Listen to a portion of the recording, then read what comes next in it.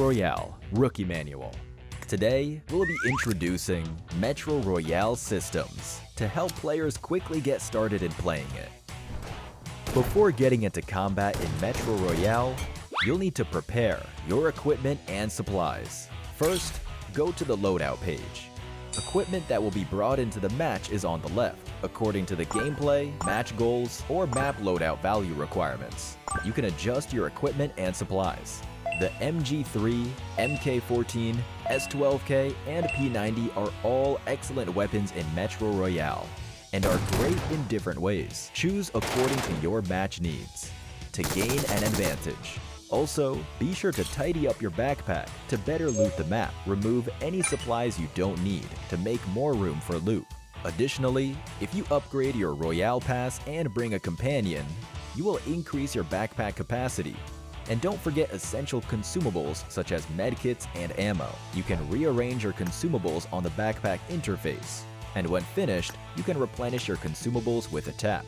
It's worth mentioning that the backpack contains a lockbox, and any items placed inside it will be kept even if eliminated.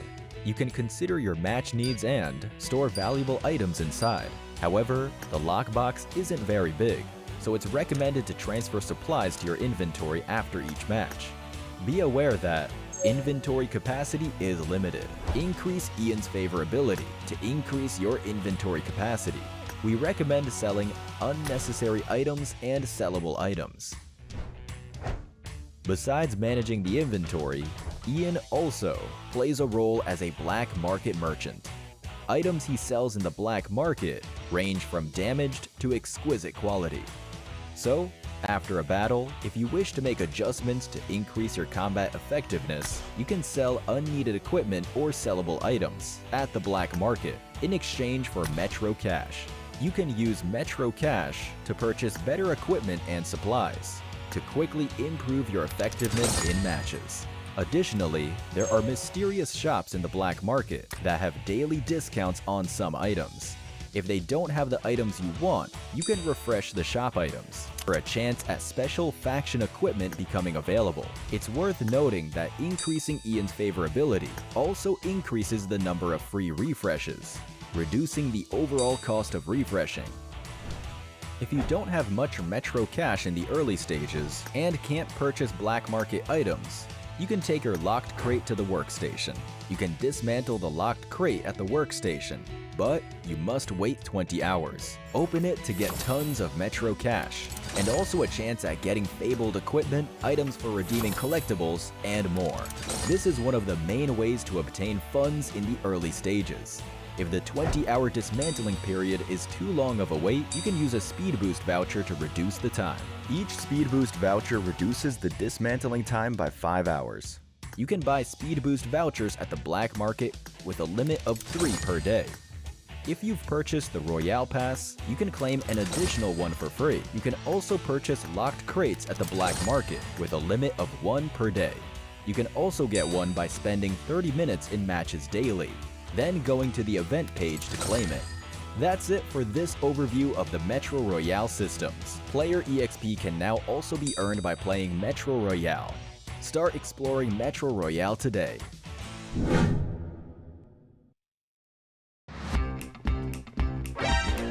Oh!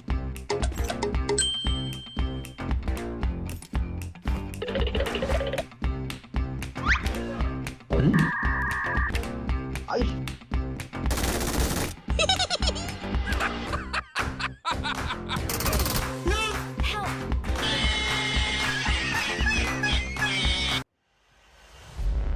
Dear survivors of PUBG Mobile Metro Royale, Metro Royale Chapter 21 is here. This season brings a new mode, Zombie Uprising, along with a variety of new items, weapons, and mechanics. How have you been faring against the zombies? Today, we'll be introducing you to the special traits mechanic found in the new mode. It is primarily used for modifying equipment to improve their combat capabilities. First, you need to play Zombie Uprising to unlock special traits. In this mode, anytime you defeat a zombie or boss, you have a chance of obtaining schematics. With them, you can head to the workstation to forge or modify traits of fabled equipment. These include weapons, helmets, armor, and backpacks. Use 10 schematics on a piece of fabled equipment without any bonus special traits to add one at random. Depending on your luck, you may even end up with 2 bonus special traits. Use 5 schematics on a piece of fabled equipment that already has a bonus special trait to change its trait to a different one at random, with a chance to end up with 2 bonus special traits. Fabled equipment that already has 2 bonus special traits is guaranteed to still have 2 after modification. The bonus special trait you gain after modification could be the same as your original. You can choose to save or discard the results each time.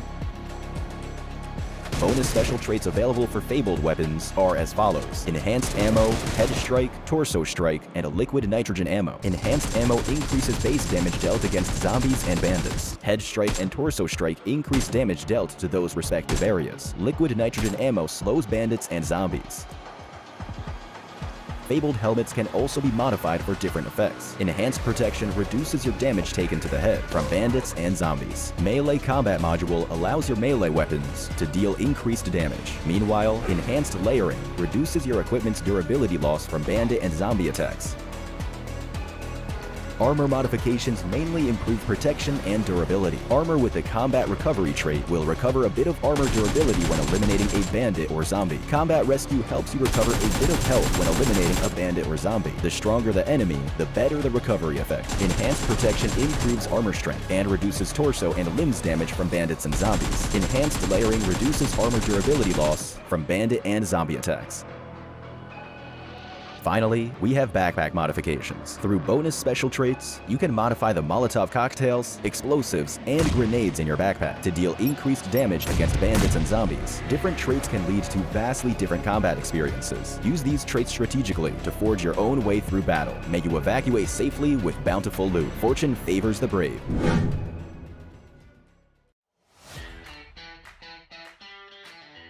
سأقوم في تنفيذ خريطة لهذا الاحتفال وسأقوم بمشاركتها مع المتابعين ولأريهم بعد الإبداع.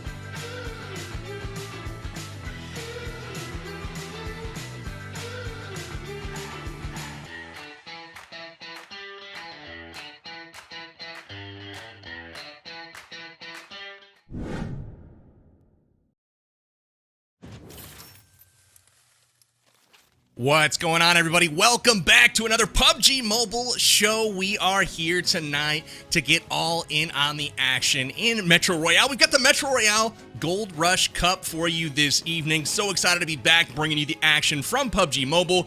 Make sure you guys are downloading that app and getting out there on the battlegrounds with us. Obviously, you can find it at PUBG Mobile free in the App Store near you.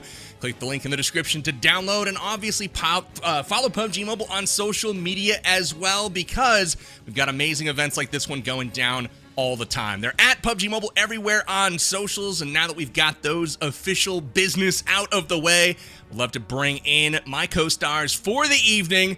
We've got none other than Dab Plays, our Metro Royale All-Star, as well as our extraction shooter extraordinaire. We've got Landmark TV coming in hot. What's going on, gentlemen? Dab, how you doing, man? Doing good, feeling good, ready for this. Heck yeah, and Landmark, you're joining us here, getting ready for the battle. How you feeling this evening? Feeling great. Hope everyone's having a good one. Heck yeah, we're rocking and rolling. So want to talk a little bit about, what the heck are we even doing here today? Let's get into the format for tonight's event. First and foremost, let's introduce the mode. What is Metro Royale, right? You're used to extraction shooters, and first and foremost, we're hitting the battlegrounds. We're going to battle against other players who ultimately are competing for resources. We're going to be looting up, finding things of value that are on the ground, and ultimately, along that process, you might encounter bosses, and those bosses can drop even bigger loot worth far more. And once you're feeling good, the backpacks are full up and in order, it's time to extract and get to a dedicated evacuation point and get off the map to safety. So that's the name of the game here in Metro Royale tonight. And let's talk about the rules a little bit and who is participating. Let's take a peek at the format here. Obviously, we got 5 squads in here tonight that are competing for some prizes. On each of those squads, we've got 2 content creators on each of them, as well as 2 qualified players that have made it into tonight's tournament by virtue of, well, placing super well in a play-in tournament that we had yesterday. So everyone here is super, super good and ready to compete in Metro Royale. Taking our attention to the game format, as we just mentioned, the object of the game is to loot up, to find as much loot as possible out on the battlegrounds, fill the backpacks, and get out. But tonight we've got a bit of a twist.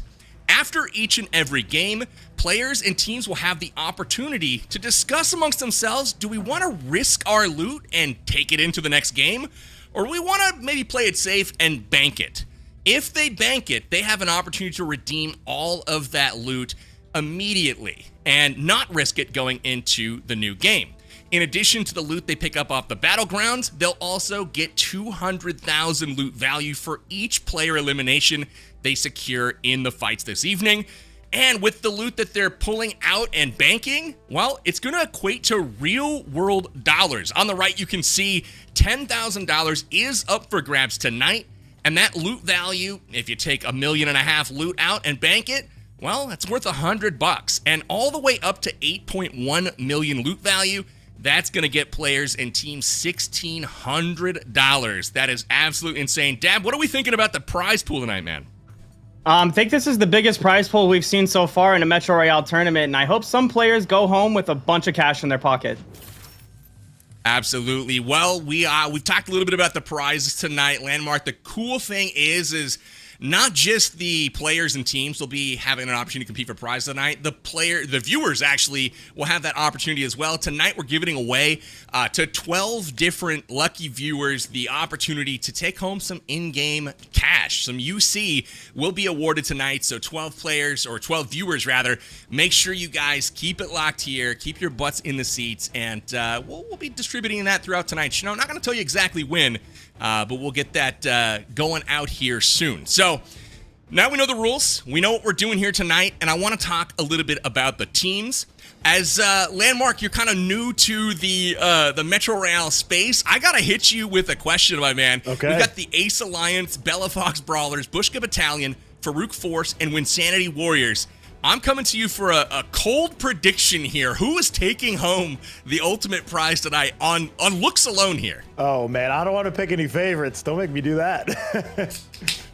We got to curse them early, man. Give me one pick. Give me one pick. I'll hit Dab for a choice as well. Okay, we'll go with the Bushka Gamers.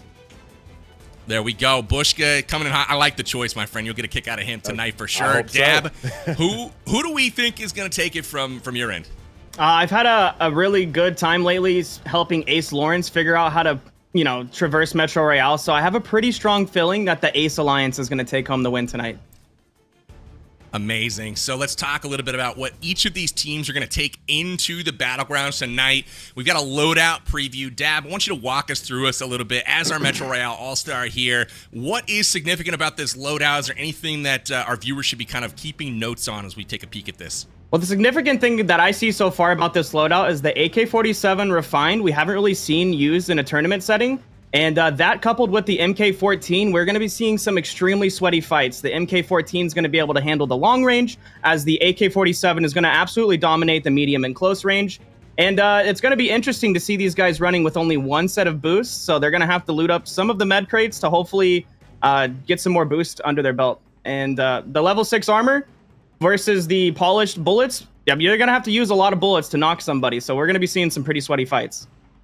The time to kill is going to be incredibly long. I have a feeling we'll keep an eye on that as we go forward. And the cool thing is we have a bunch of different maps that we're going to play tonight. Landmark, why don't you walk us through the different maps we can take a peek at this evening?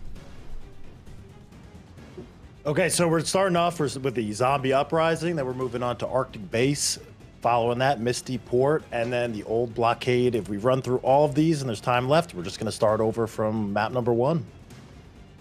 Love it. Zombie Uprising going first tonight. And as we prep for our first game, I want to kind of kick around the rules a little bit with you guys, get your take on what we might see strategically this evening here. One of the things that I didn't mention during kind of like the readout of the format is if a team is wiped, right? If my team goes and wipes another team, we get all of their loot. So they have to try to extract, keep somebody alive, and Dab, I'll come to you first.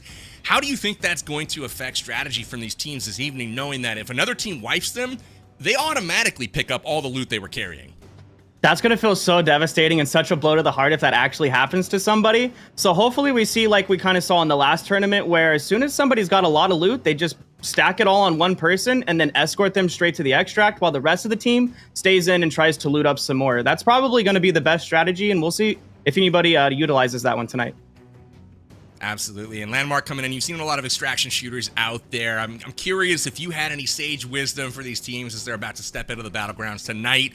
I mean, with a kind of a dog-eat-dog style tournament like this one, we probably will see a bit more hunting than usual instead of the solo extract and loot and get out of there. Are there any strategies that you can offer to some of these teams tonight that might help them on their way? So it's all going to be about your positioning on the map and rotating out of spots effectively, trying to anticipate where you're going to get ambushed or setting up to ambush your opponents. So hopefully we see a lot of cool plays with people taking advantage of, using the audio and sound and predicting where people are at. Absolutely. We have an opportunity as well tonight for some interesting debate between games, Dab. The teams are going to have to make a difficult decision on if they've gotten a lot of loot, maybe they come out with 3 or 4 million loot. Do they bank that and actually keep it and try to equate that to real dollars? Or do they take it into the next match and try to basically steamroll and get even more momentum built so they can take away more prize pool? If you had to make a prediction about how teams will play this tonight, what do you think is going to, are they going to be conservative, or are they going to be aggressive and risk it all, so to speak? I'm kind of for seeing that most teams are probably going to try to bank every bit of loot that they possibly can, no matter what threshold they are at. I feel like they're just going to try to turn it in at all times. So that's my prediction on that.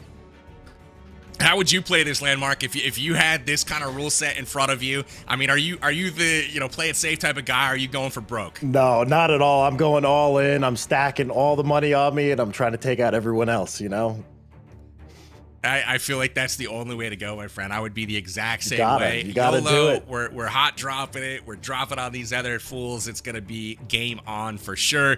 Dab, flashing back to the last couple of tournaments that we've seen.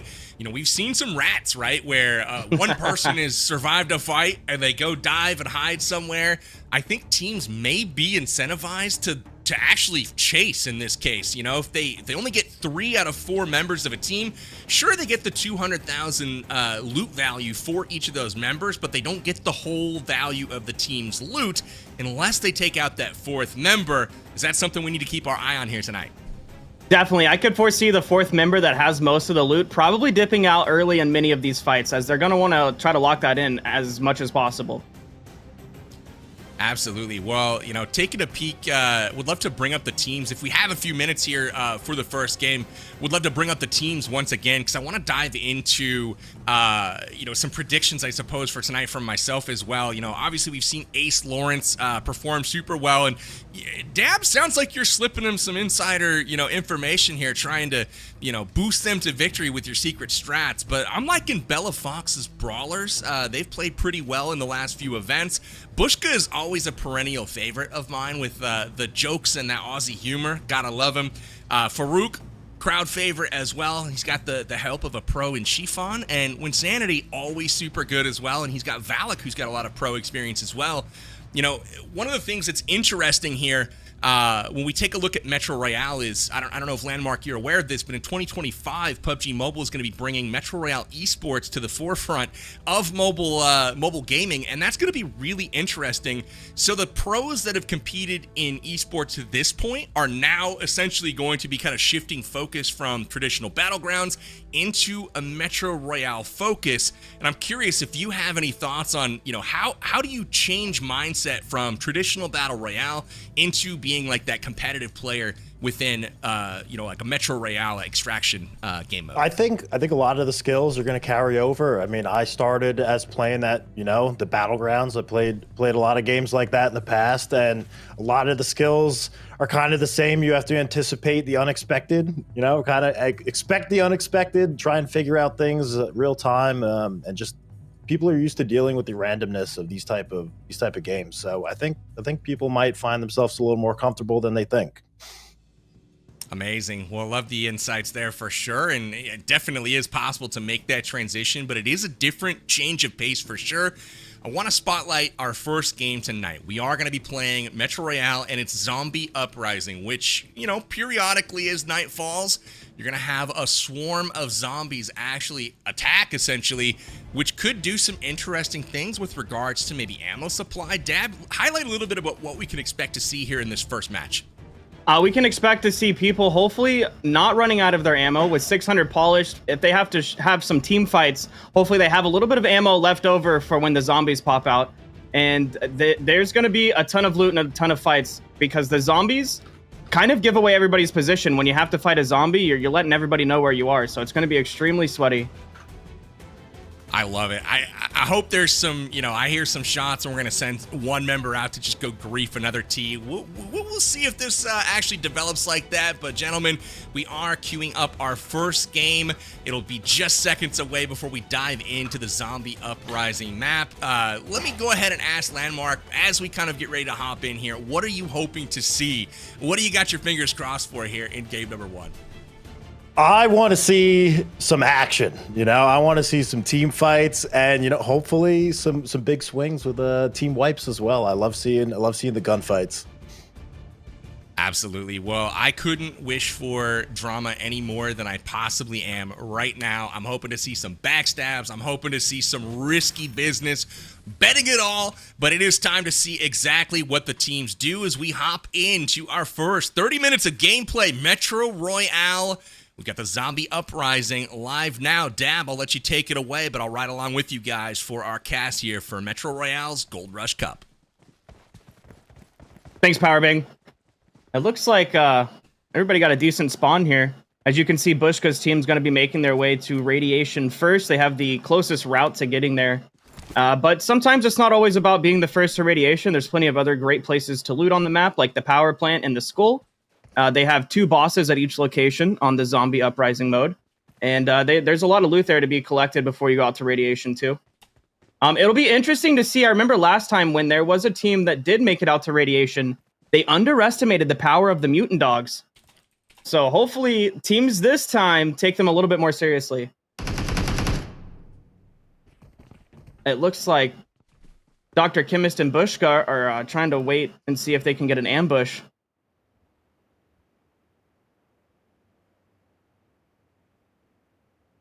Yeah, they're definitely looking like they're waiting for an ambush. You can see Farouk's team kind of just figuring out if they're going to make their way over or not.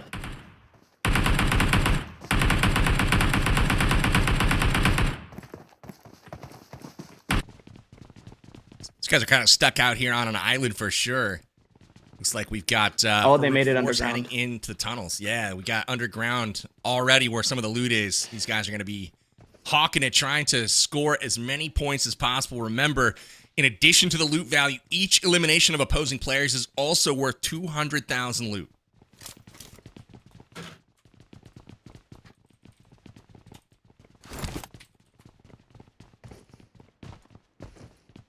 Yeah, the 200,000, that's going to be huge for this first match because the loot out in the zombie mode Radiation isn't too crazy. So if you can wipe an entire squad, that's like finding 2 gold bars.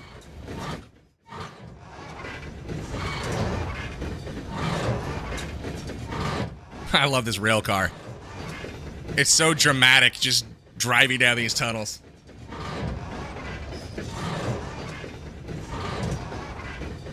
Yeah, Buzz is keeping an eye out ahead. Somebody's always got to be watching ahead on these rail carts. There's a lot of people that like to sit in the tunnels and wait for somebody that's just really not paying enough attention.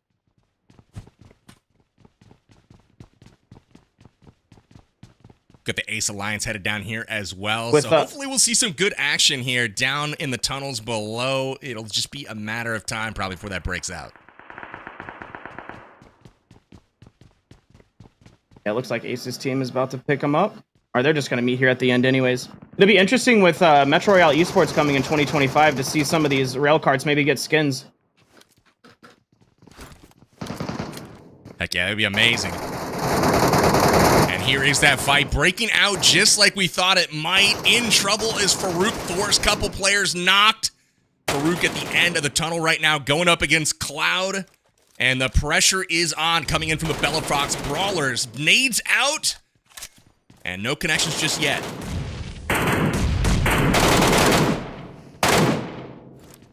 Chiffon in trouble, getting knocked there on a nade. I think Joe has enough time to get him up as long as they can not get taken out by executive nades. Oh, I shouldn't have said that. Yeah, that was a bad call, Dab. That was a bad call. They're immediately getting popped here with those grenades, and it's all up to Farouk right now. He's trying to keep the team in the fight right now, but pressure is mounting from the likes of Bellafox Gaming and her squad. Fizz is down, you can see up on that left side, but he's gone up the hallway to safety for the moment. They're going to try to put pressure and ultimately get him back in the fight. Yeah, you definitely don't want to lose a single member. If you lose a member, that just cuts down your possibilities how much loot your entire team can walk out with in a match. Definitely got to make sure they get Fish up, and Farouk's got to get Joe up. They got to get out of there and probably prioritize loot at this point now that they're down 2 players. I don't know, Landmark, are you in the camp of get the heck out of here, or are you going to stay and fight this out if you're Farouk Force? I feel like I'd probably get out of here right now. They're kind of backed in a corner. If they could rotate out of here, that might be the play, but sometimes you got to just full send it, you know? I always got a full send. I hope they do. They're setting a trap here, it looks like, though. They've backed up just a little bit here. Dab, is this going to work out? I mean, we'll see here momentarily, but Joe is down. Joe tried to go with a cooked nade strategy, and it almost worked out. As you can see, most of Bellafox's team is extremely low right there. Just wasn't quite enough. Farouk is covering his tracks with the Molotov cocktails here, and he is out of there. You can see on the mini-map, though, he is posted up just a little bit up the hallway, looking back, and he might need to just get on out because all of that team's loot will be going over to the Bellafox Brawlers, and ultimately, that's not what they're hoping for. Yeah, they're about to come up on a quick 400, 600K worth of eliminations there.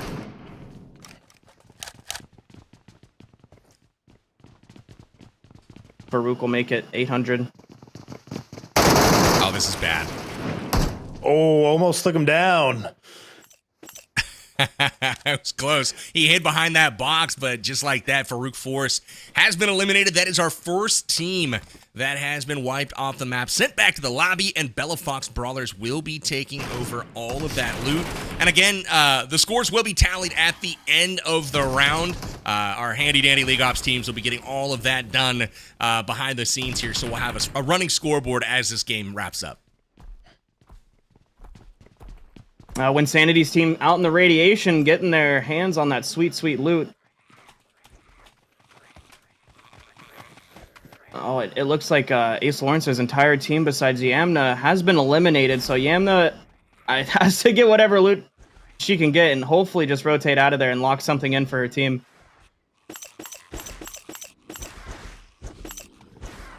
Got a schematic there, so that's worth a little bit. Yeah, the schematics are something they added with this most recent update. They're pretty cool. If you get 10 of them, you can add a special trait to your fabled items that make you stronger versus PvE enemies. I don't know if y'all are seeing it, but we've got Winsanity's team just a bit further down the way there. Yamna is trying to escape, and obviously a horde of zombies following. But Team Winsanity just right down the road, and that's something for her to watch out for as this match goes a bit further.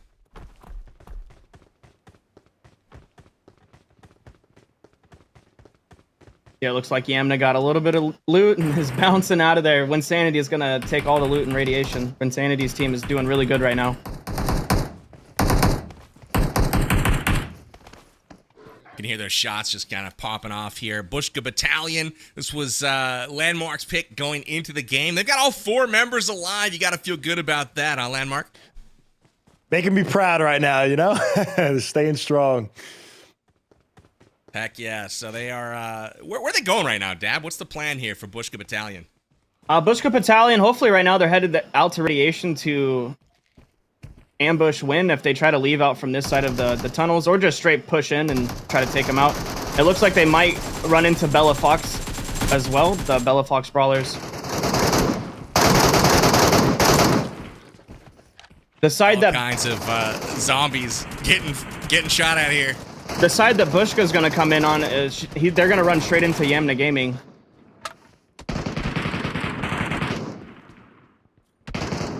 100%. Those guns, man, those are roaring so loud when that action's popping off right now.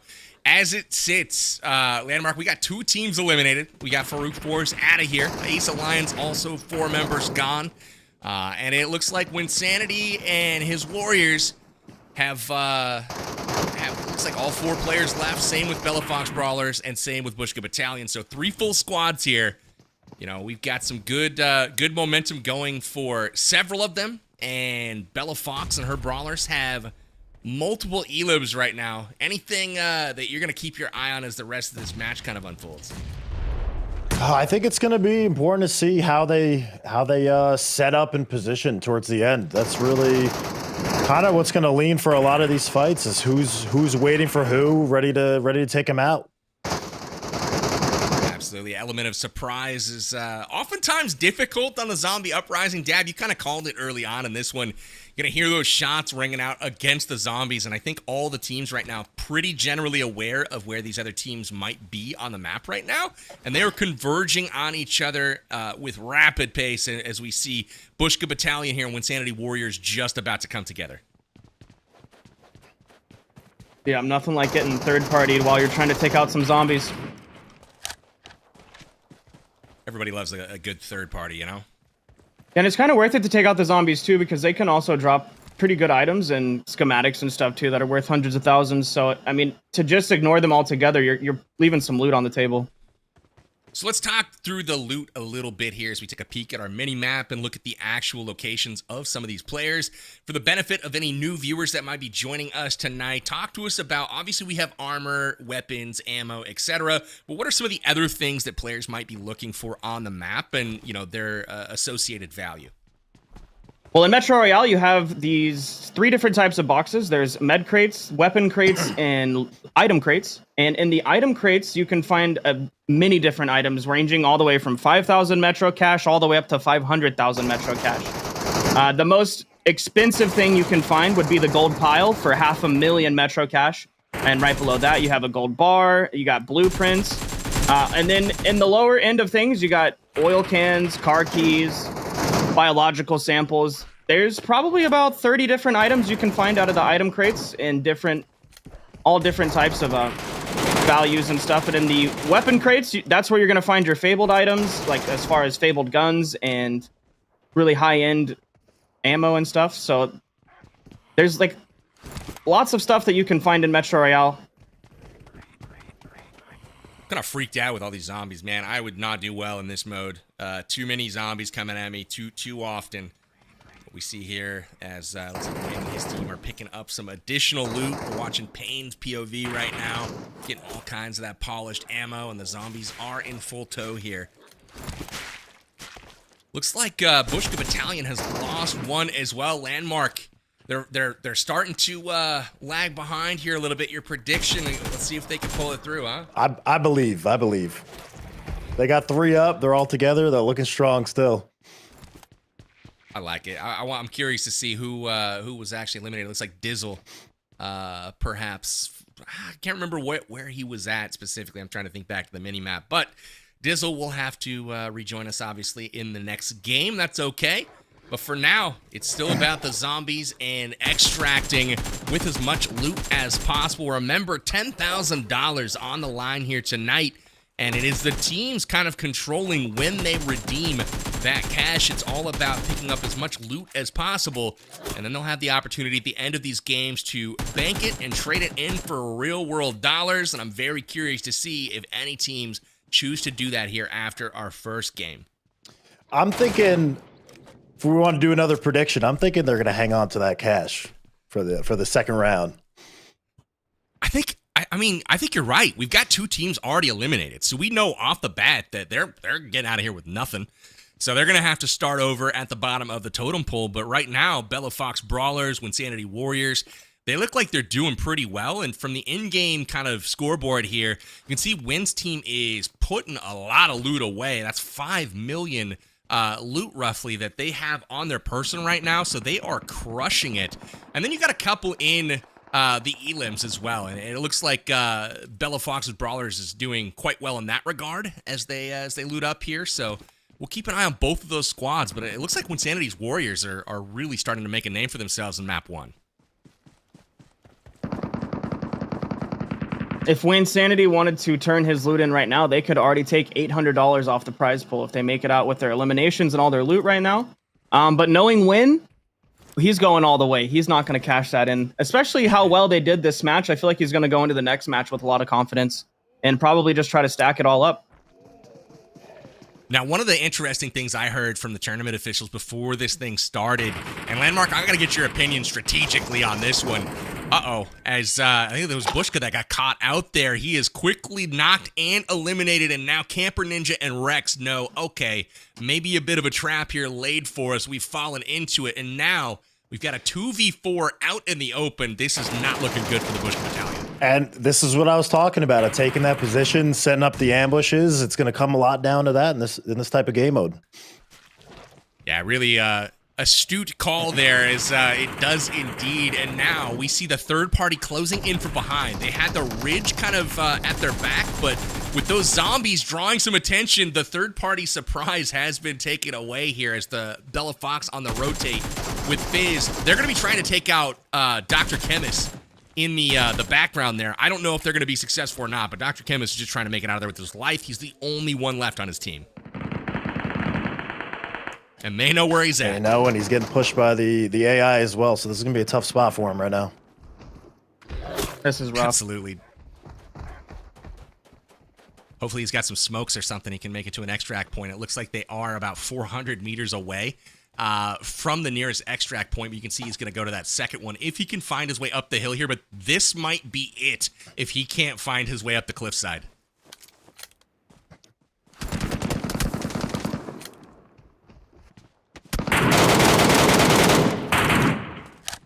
Interestingly, when you saw it from Bushka Battalion's point of view, you see Dr. Chemist. Winsanity's Warriors were coming up the right side there, across from Bella Fox Brawlers, so maybe they get into it as well. But this is that pursuit we talked about in the pregame. You know, we got 3 players down, 1 trying to stay alive, and they are not going to let him go without a fight. And it is a race to get to that extract point. The problem is, though, you can see in the upper portion of the screen, he is getting further and further away from it as he has to go around the cliffside to actually get access to that extract point. He's now over 500 meters away.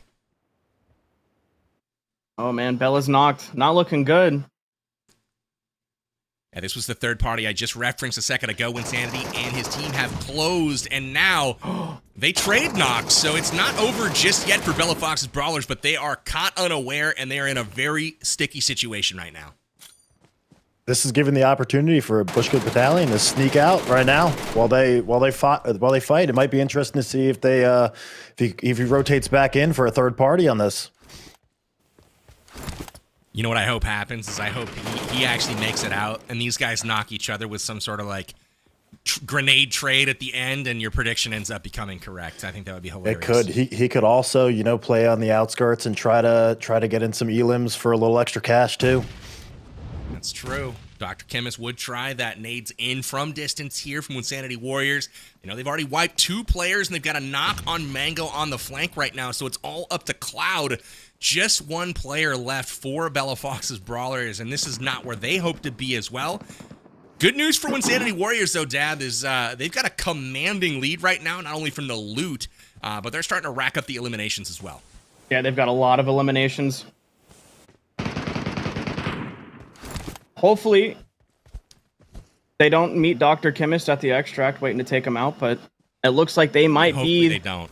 I hope they do. I want to see drama. I want backstabs. I want fun. I love Dr. Chemist. I gotta let him leave. Yeah. Looks like Chemist is out for a swim.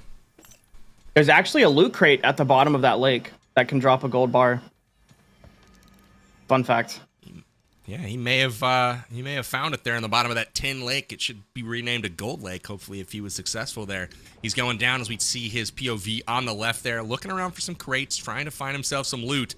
But he's got to make a decision quick if he needs to get to this extract or not, as Bella Fox's brawlers have been eliminated. That's 3 teams out of 5 gone.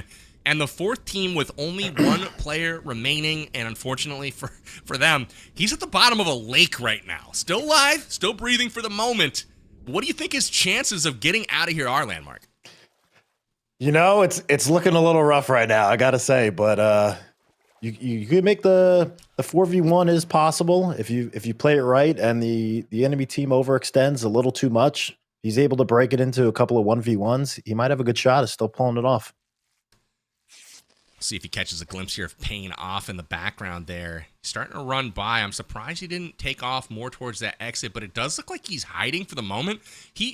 Dab, did you happen to see if he got a flare which would allow him to extract from wherever he's at? Because he is now 650 meters away from either extract point, if not 1,000 meters from the other one, and so he has gotten no closer to getting to safety, but maybe he's sitting on a little special get-out-of-jail-free card. If he did have a flare right now, I wouldn't put it past him if he just used it as a distraction, just to show it up and then just take off to his actual extraction, having everybody think that he's waiting there for a helicopter. That would be my guess if he did have one.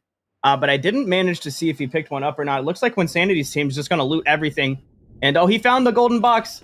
And he got a schematic and an old train ticket. That's actually really good for him and his team. That's about another 100,000 that they just got on their total right there, just from one crate. It looks like they have 80 limbs right now. They've wiped 2 squads, and that's what, 200K a piece. That's 1.6. So they are already, according to in-game, they're already over that 8.1 million threshold. They might, Winsanity's Warriors might be able to bank $1,600 after just the first game. That's a huge, huge dent in that prize pool, and you got to think that they're pretty happy with that one, Landmark. You got to be. I mean, how could you not, right? But I thought that was going to take a fair bit longer, but they are just absolutely crushing game number 1. They're still not out of it yet, though. Definitely don't want to catch. We definitely don't want to count our chickens before they hatch here. But I mean, they got 3-4 players in a group, tight formations right now at the extract point, and Dr. Chemist is he's going to survive. So the Bushka Battalion will make it out alive unless something really, really unfortunate happens with some bandits, but it looks like he is keeping an eye on that extract point. And just like that, Winsanity's Warriors will make it back to the lobby intact, all 4 players breathing, and I think they might know where they stood on the loot tables. We'll see where this is all tallied after the game, but at the end of the day, they've got some serious loot/cash coming their way.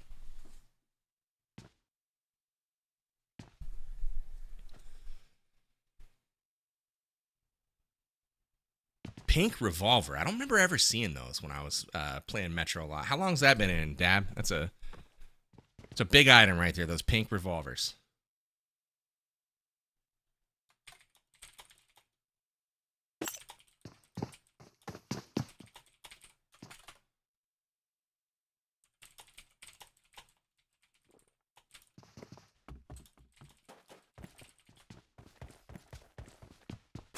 I got you. Good to know. We've got 1 player left on the map right now.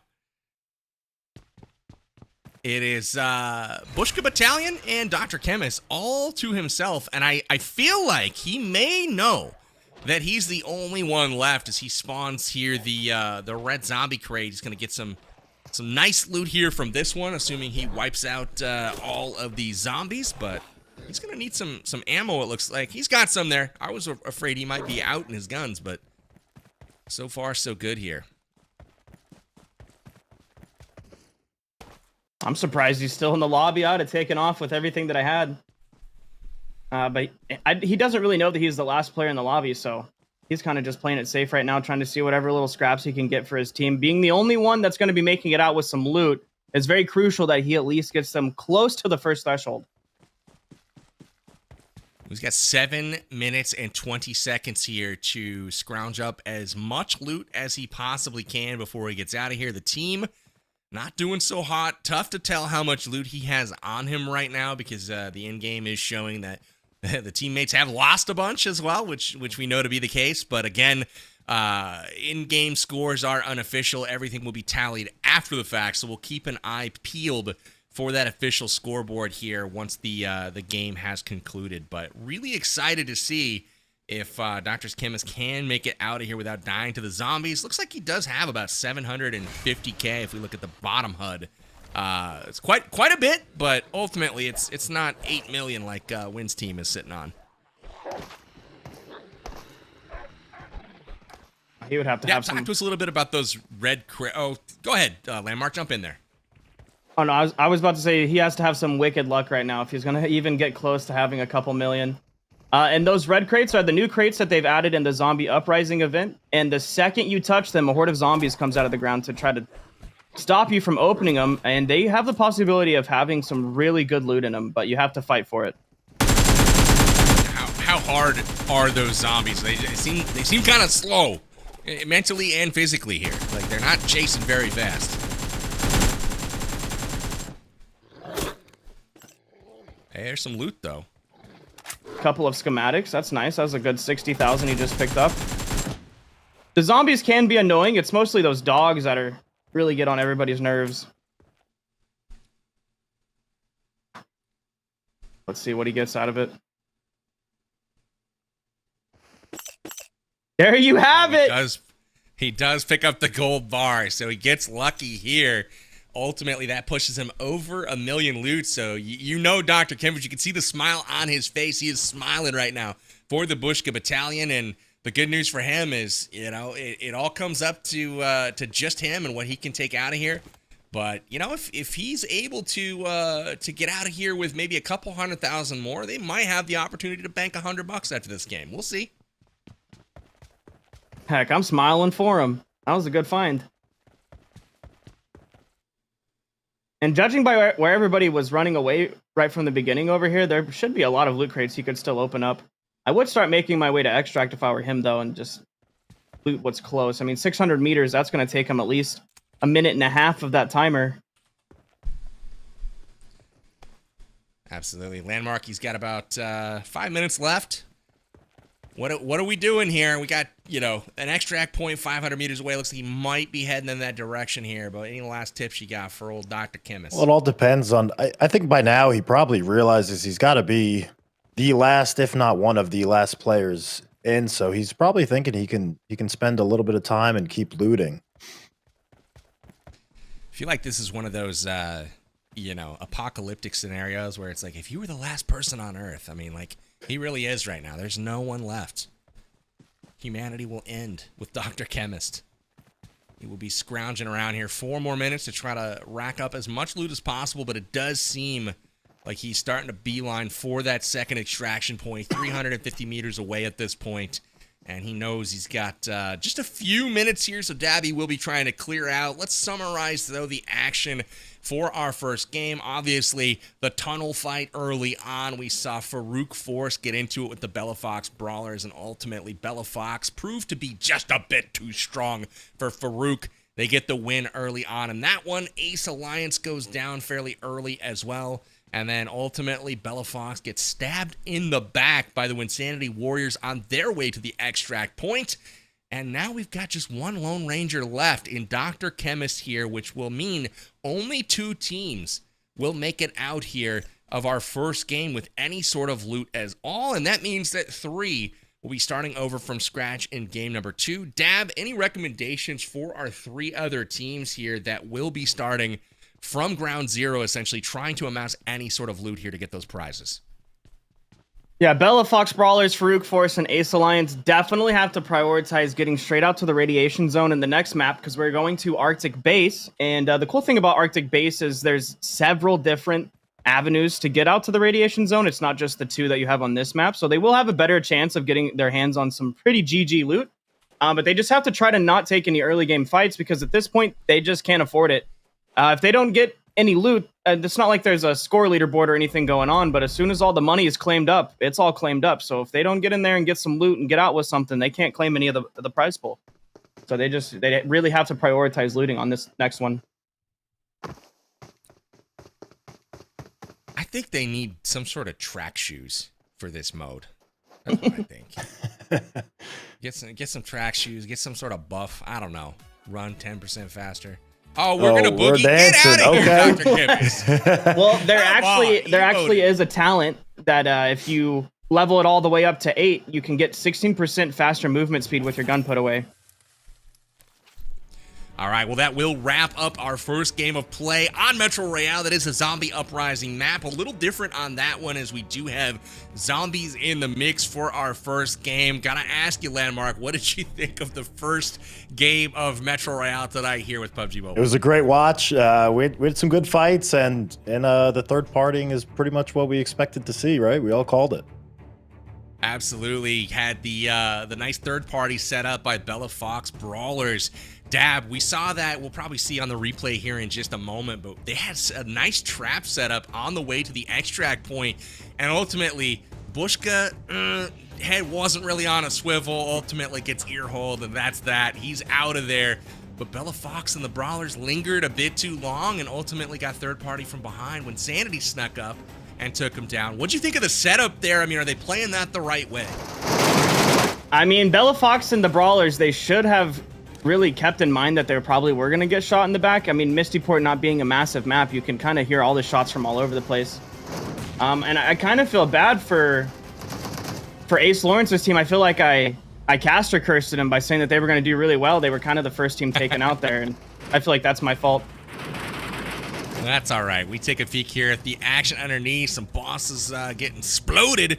And just like that, Bushka getting some loot down beneath. But here is kind of that camp at the end. Here is Camper Ninja coming out for a bit of a fight. And just like that, knocked. And Mango on the good off angle here, but unfortunately for them, just not enough. Bella's Brawlers taken down, and just was up to Winsanity Warriors and Bushka Battalion at that point. Landmark, gotta give you credit, though. You did pick a team, and they did survive. It maybe wasn't the most dominant performance ever, but they made it off the map. I mean, how you feeling? You know, it counts for something. You get a little bit out, but I think they did well. Absolutely, and Winsanity's Warriors seemingly on top after game one. Obviously, we're cooking up the scores right now. We'll go to that here in just a moment. But Dab, any surprises from you after our first game of play? I was really surprised that Ace Lawrence didn't take everything I taught him and absolutely dominate this match. I feel bad that he kind of got caught up in that early game tunnel fight. And once you kind of get pinched in a corner there's not a whole lot you can do, especially when you're at the end of a tunnel. You have to take the fight. They really didn't have any choices there, but it is what it is. Absolutely. So we'll be taking a peek here at our next map here in just a bit. You know, we played Zombie Uprising, but next up we do have the Arctic base, and I'm excited for that one because it's going to be out in the snow. It's going to be a little bit colder here. Dav, tell us what we can look forward to on this next map. The Arctic base, for those that don't know, is a circular shaped map where most of the enemies, everybody spawns on the edge of the map in the circle. They all have the same amount of time to get to the tunnels. It's about the same distance. And there's 4 different avenues to get out to the massive radiation zone. The boxes, all the loot boxes have a ton of loot in them. We're talking they're going to be getting gold bars, gold piles left and right. And we might even see some teams come out of here with over 10 million loot pretty easily. Arctic base is one of the maps that have the most loot that you can possibly get in one match. So I think this next one's gonna get some money in some people's pocket for sure. All right, so we've got loads of loot on the line. We've got a radiation zone, obviously, with elevated difficulty, but also elevated rewards in there. You get all of that loot. Try to extract with it. Landmark, we have to turn our attention here to our next map with all of these elevated stakes and obviously teams trying to come from behind. Are you expecting to see a little bit more aggression, a little bit more of a clash in the center of this map? I hope so. I mean, I think these guys that they got taken out of round 1, I know if I was them, I'd be looking to take out some squads if I could and try and keep that prize pool up for me to cash in. Absolutely. And so if teams do choose to bank that loot or to risk it, you know, we don't know if Winsanity fully made it to that 8.1 million. Let's say they're at 7.9. I have no idea where they end up. Let's say they keep it going into the next match. Does that mean that all of the loot that they obviously acquired throughout, are they going to be any better off from a loot perspective, Dab, than the base level package that these teams have going in that were wiped? Well, if I was Winsanity right now, I probably wouldn't also take any fights, because if their entire team gets eliminated and they didn't bank any of that in, they go back to 0. And honestly, I would, if I were them, I would just get enough to get the next threshold and get out and lock it in, honestly, after this one. Now let's talk a little bit about some of the, I guess, more advanced strategies. You know, we were talking a little bit yesterday leading up to this event, and Landmark, they can hedge their bets essentially, right? Where, you know, maybe they have 8 million loot, but it's not quite enough for the big dog. They might bank a portion of that and keep some on their person to risk going into the next one. Talk to us a little bit about what they can do as far as hedging their bets. So they can if they're, like you said, if they're out at that 8 million threshold, they can cash it in. But if they're just under it, we might see them bank, you know, half of it, take some cash, and then bring a little bit in for the next round. Man, oh man, I'm so excited to see, though, as we turn our attention here to game number 2 with multiple teams obviously making it out of the first map. We got one that's really looking at the big money already with $1,600, possibly up for exchange. If, Dab, what you say is true, and teams could be rocking out with 10 million loot or so coming out of this Arctic base map, we might have some teams already just after 2 maps here be able to pull in, you know, 1,600 here, 1,600 there, and make a pretty big dent in that prize pool early on in this tournament. You think that's possible? Oh, definitely. After this Arctic base map, it's multiple teams could come out with enough to cash in 1,600 apiece. So this will be the map where you could see that possibly happen for not just one team, but multiple teams. Well, speaking of teams, let's take a peek at the leaderboard here and see where everybody shook out after one game of play. Again, Zombie Uprising is in the books, and Winsanity's Warriors will come out on top. And would you look at that? They have crossed that 8.1 million loot threshold. They're sitting on 8.3 million. So that is obviously a fairly easy decision, I would think, and it looks like they just banked it.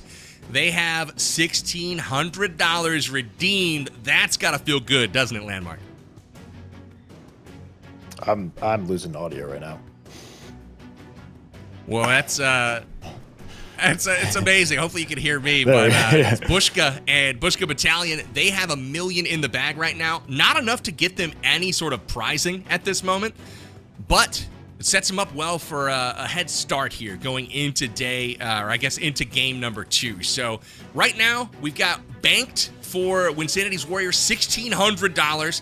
They've got to feel pretty good about that. No one else with anything in their bank at this moment, which means we still got $8,400 of prize pool up for grabs. Landmark, how you feeling about game number 2? This is going to be a big one, right? If you're talking about these big swings in cash that people could make, this might determine a lot of how the rest of the tournament's going to play out. We still riding with the Bushka Battalion? Oh yeah, you know it. They got it. Absolutely. You gotta ride with them after you pick them, right, Dab? Yep. You still riding with Ace? Ace is my man. He's going all the way. He's got it this time. This is the map that we practiced on, so I think he's got it this time. Heck yeah. Excited to see how they do in this next game. Again, good start here from Winsanity's Warriors. Now, if I'm the other teams here, if I'm Ace, if I'm Bushka, I'm not letting Winsanity and that you know, scummy team of his walk away with any more of my prize pool, right? I'm trying to stop them. I'm going to try to wipe them because they have the opportunity right now to go for even more prize pool. They've banked $1,600 already, but if they walk away with 8.1 million loot from this map, they could get another $1,600 in prizes. And you know they're going to be trying to chain that back to back here, and that is pretty freaking sweet. So as we get ready for our game number 2, if you guys are liking the action, you want to join events just like this one, make sure you guys are following PUBG Mobile on social media at PUBG Mobile everywhere there are social platforms. You'll get news and information on events like this one and how you can sign up and register as part of the PUBG Mobile community for events like this one in the future. And then obviously if you haven't downloaded the game yet, you're seeing this for the first time, it's pretty freaking dope. So definitely download it. The link will be in the description of the stream, and you can join us on the Battlegrounds for free from your favorite app store. So excited for that. Getting ready here for game number 2. Trying to chase down just a couple more players as we get ready for our second game. Now, Winsanity's Warriors looked overpowered in the first game. They looked absolutely incredible. Will they take game number 2 as well, or will it be someone else? Dab, would love to hear your prediction here for our second map. The prediction for the second map is they still have their 600 polished ammo, but the better thing about this map is that they're not going to have to use a lot of it on zombies. So they'll have more to use and utilize in the fights, and can overall just shoot their guns a lot more and not have to worry about running out of ammo. Amazing. And over to Landmark. What are you thinking on your prediction here for map number 2? Oh, I'm sorry. I lost you for a second. Prediction. Oh, what about it? Are we, who you think's going to win map number 2? Oh, I'm going with the Bushka again, man. You know, I told you I'm picking them again. They're held in strong, you know. They didn't get wiped out. I think they could pull it through this time. Heck yeah, I'm excited for it. I think Winsanity's going to take the back-to-back once again.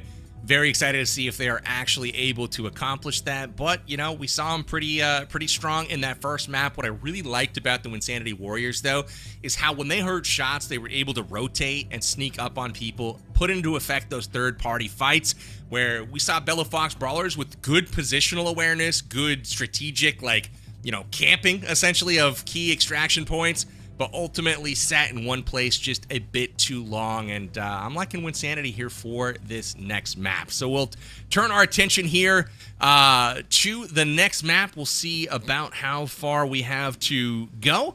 But if you guys are excited, make sure you... Oh, hey, we got a cache status graphic here up on screen. Dab, walk us through what the heck this means.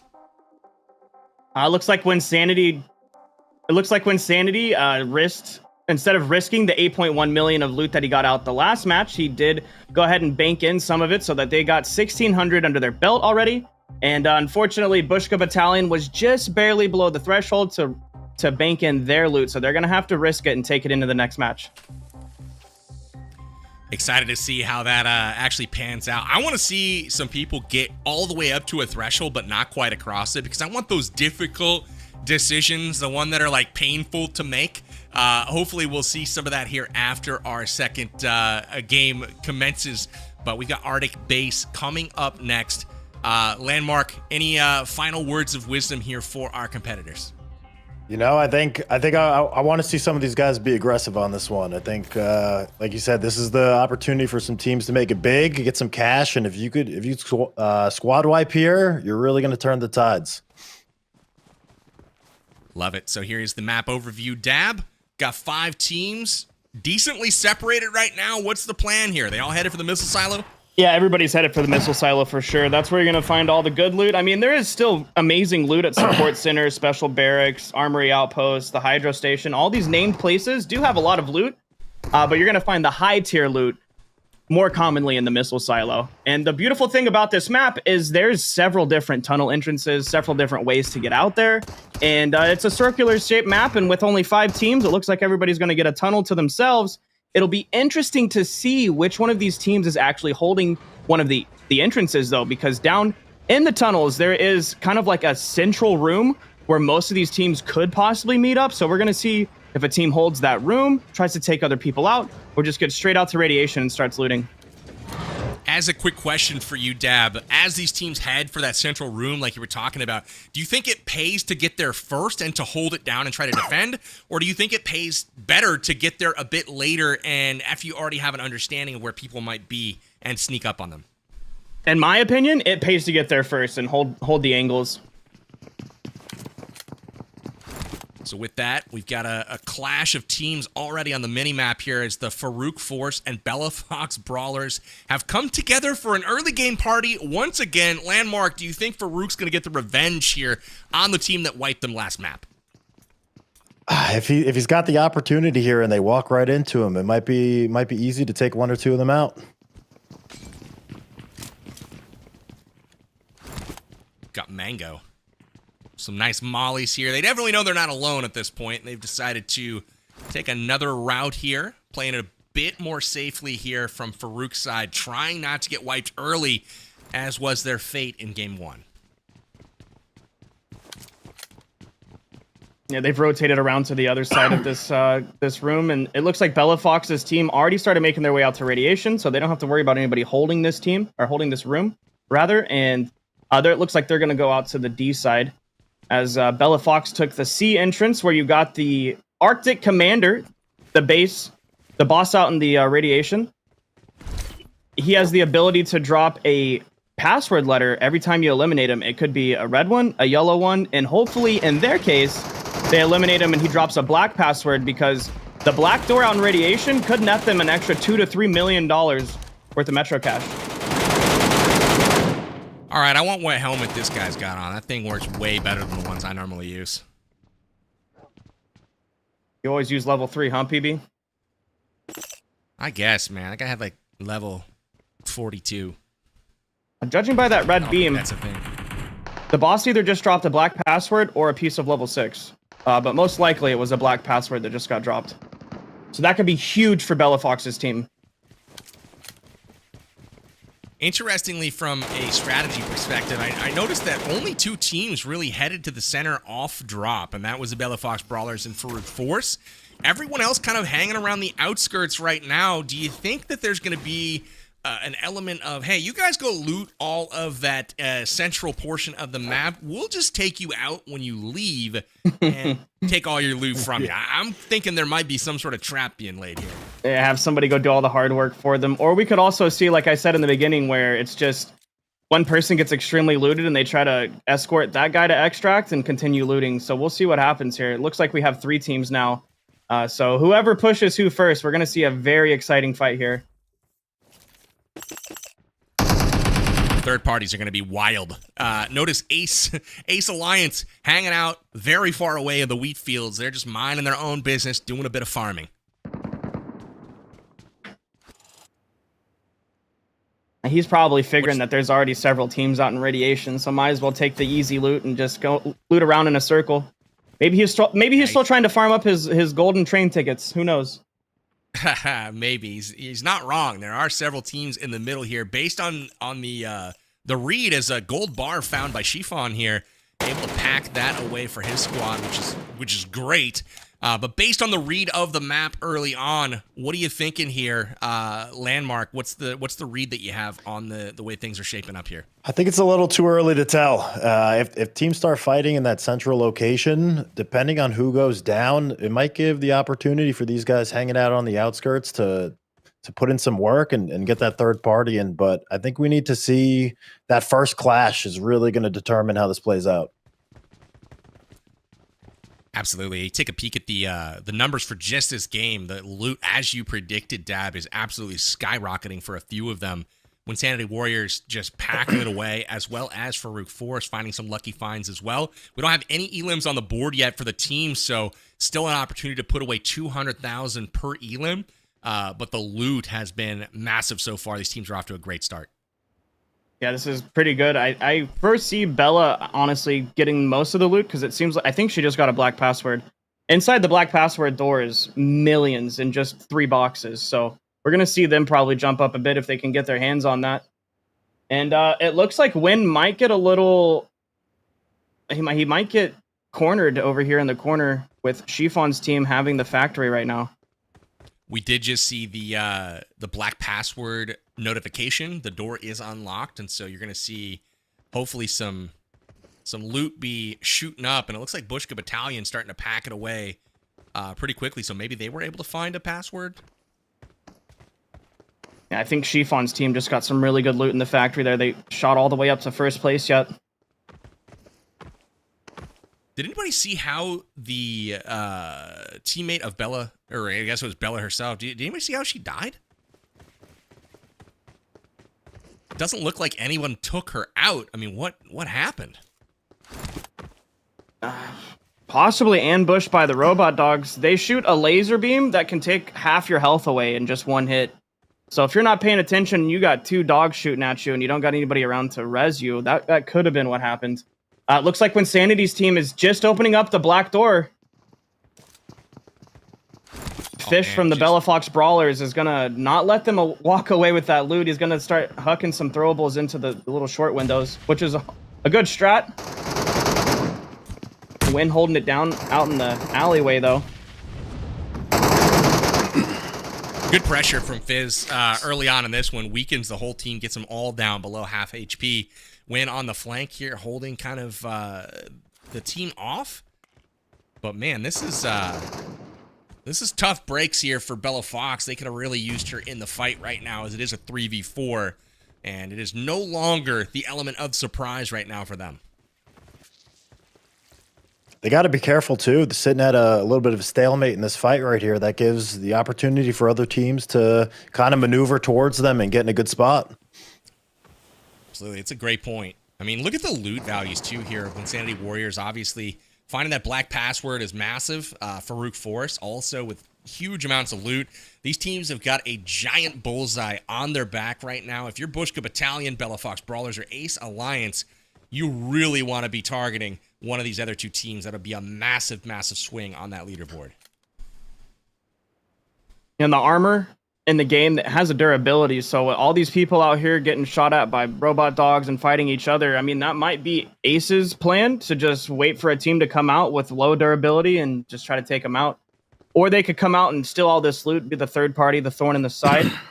I think when Sanity must have got a black password from one of the filing cabinets out here, and I'm sure he went absolutely crazy when he found out that they had a black password. As you can see, it shot them up about 3 million just from looting that, so that was pretty wild for them. Pretty clutch find for sure. It's actually been a little bit less fighting than I anticipated on this one. I thought we would see more of these teams crash onto that central area. And despite, you know, obviously multiple teams getting that black password, fight was kind of tame, honestly. They decided to disengage, which, again, I think people are playing for that prize money right now, and you can't blame them. I mean, if they do make it out of here with all this loot, it looks like that will be $1,600 real-world cash that they can redeem and lock for their squad. But look at Winsanity on that zip line in the background. He's really cooking back there. Bushka Battalion making their way in the front door there, and they might try to go take out Win there. Should be interesting to see. The thing about this tournament that's a little bit different from a traditional one where it's like points in each match equals points on a leaderboard, they really just need to get loot, get out, and make that money. You know what I'm saying? So doing the whole like taking out another team to just shut their points down probably isn't what should be prioritized in this tournament, honestly. But if you're a savage player and you want to steal somebody's loot, that's obviously the call. You're going to get way richer that way. But the way that the points are going to be tallied, it's more worth it for players to just loot, get out, and lock that money in. What if you can get a full squad wipe, though? What if you get all 4 players eliminated and you get that all of their team's loot? I mean, wouldn't that be worth it? No, it would, but you're just kind of hoping that they have loot. You really don't know at that point. But you're not wrong. It could go either way.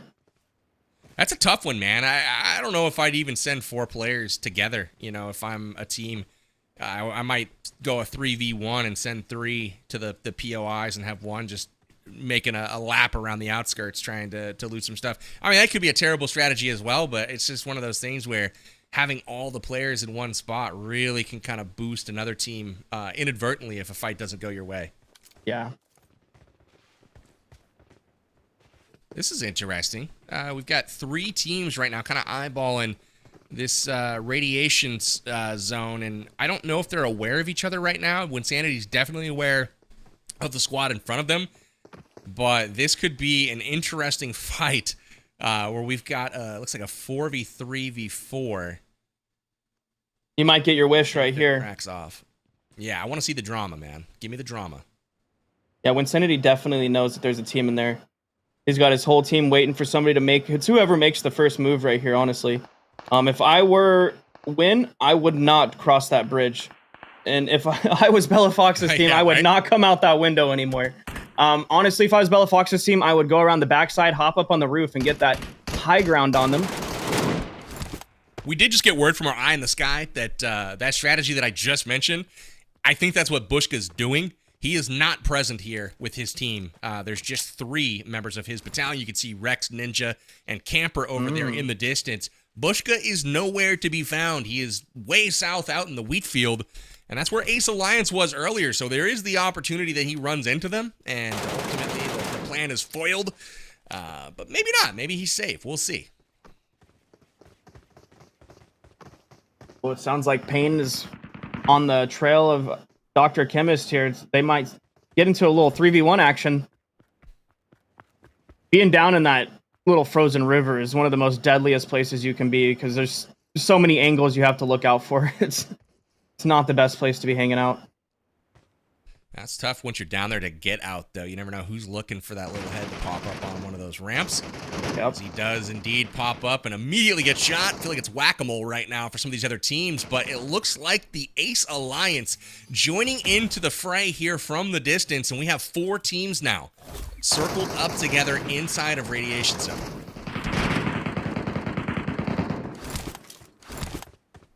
And it is not going to be easy.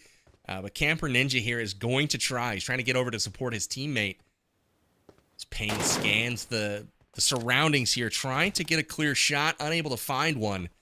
And it does look like the third party in effect here. Bellafox Brawler starting to sneak up from behind. Yeah, it's funny that you mentioned that having to have ground to cover. The thing about Metro that makes that even more difficult is you're going to have bandits and robot dogs out here shooting you as you're making a rotation too, so you have to decide whether you're going to take them out and not let them eat your health down as you're rotating as well. As you can see the zombie dog there shooting at Dizzle as Dizzle was trying to run away. It's like you got to take them out or let them kind of dwindle down your health as you're making that 9-second rotation to capitalize a knock. You just saw it right there. That zombie dog took a bite out of his butt as he was setting up a trap. So he was just lurking there behind the ramp. It looked like one of Ace Alliance was about to peek ahead. There you see Gucci on the ramp himself. Unable to get the finish on wins. Got the knock. Trying to get some nades going on here, but had to turn around and shoot the dog, which gave his position away. Unfortunate. But now this is a bit of almost a stalemate at the moment. No one able to really kind of break out. People are trading knocks, but not able to get the finishes, at least yet. Yeah, at this point, you have to retreat back to where you know your teammates are because you can't really make that push because you don't know how many angles you're going to get shot from out here in the radiation zone.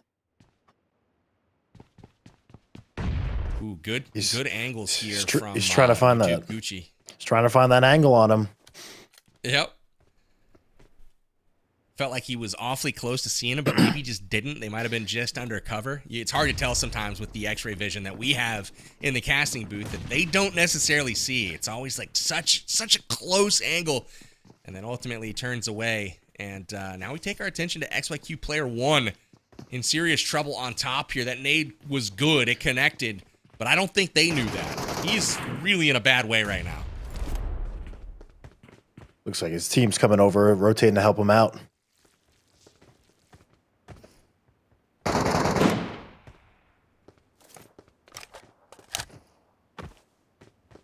Yeah, they're going to get that res off and definitely collect themselves, get back together, and play as a squad.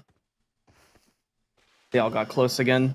Bella Fox's team trying to close that distance that they just made.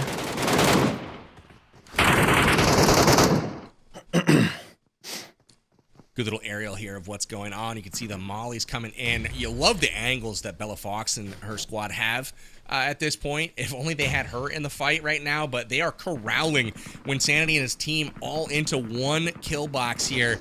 And ultimately, I don't know if they're going to have the courage here to push it. They don't know how well they have them corralled at this point, so they're treating it very cautiously at the moment, but they've really done a nice job to get them all into one location.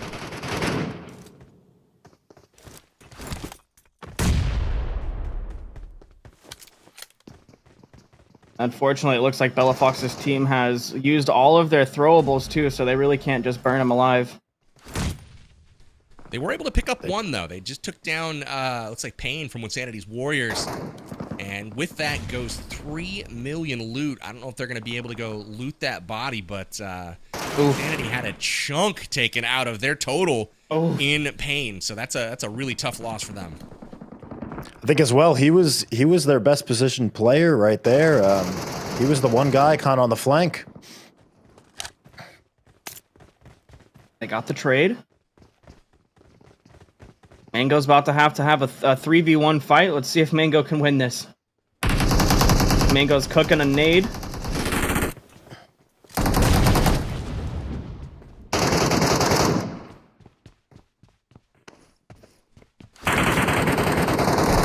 On the run right now. 2 of Ace Alliance have been taken down as well, so teams starting to have a few losses, And the interesting thing that I'm seeing at this moment in time is Bushka Battalion has one player who has successfully extracted. My guess is that it's Bushka, as he was the one running around.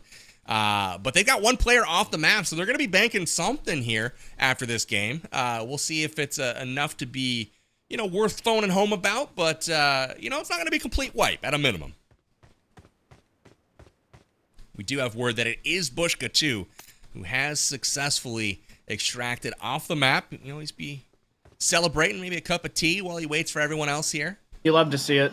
I was just about to mention that it looks like the rest of their team kind of backed off from this fight and didn't really want a piece of it. Oh, that's because they're fighting Ace down in the tunnels. Momentum starting to build right now for the Bushka Battalion. One player out successfully. They're racking up elims right now, leading the lobby with 3 at this moment in time. And Ace Alliance struggling for the second game in a row. They're down to just 1 player remaining at this point.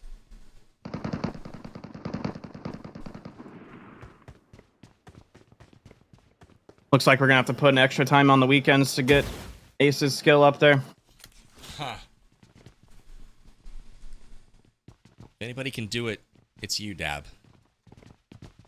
I eat, sleep, and breathe this mode. I brush my teeth with this mode. I cuddle with this mode at night when I go to bed. Oh my gosh. How long have you been preparing that? That wasn't just off the cuff. That is just off the cuff.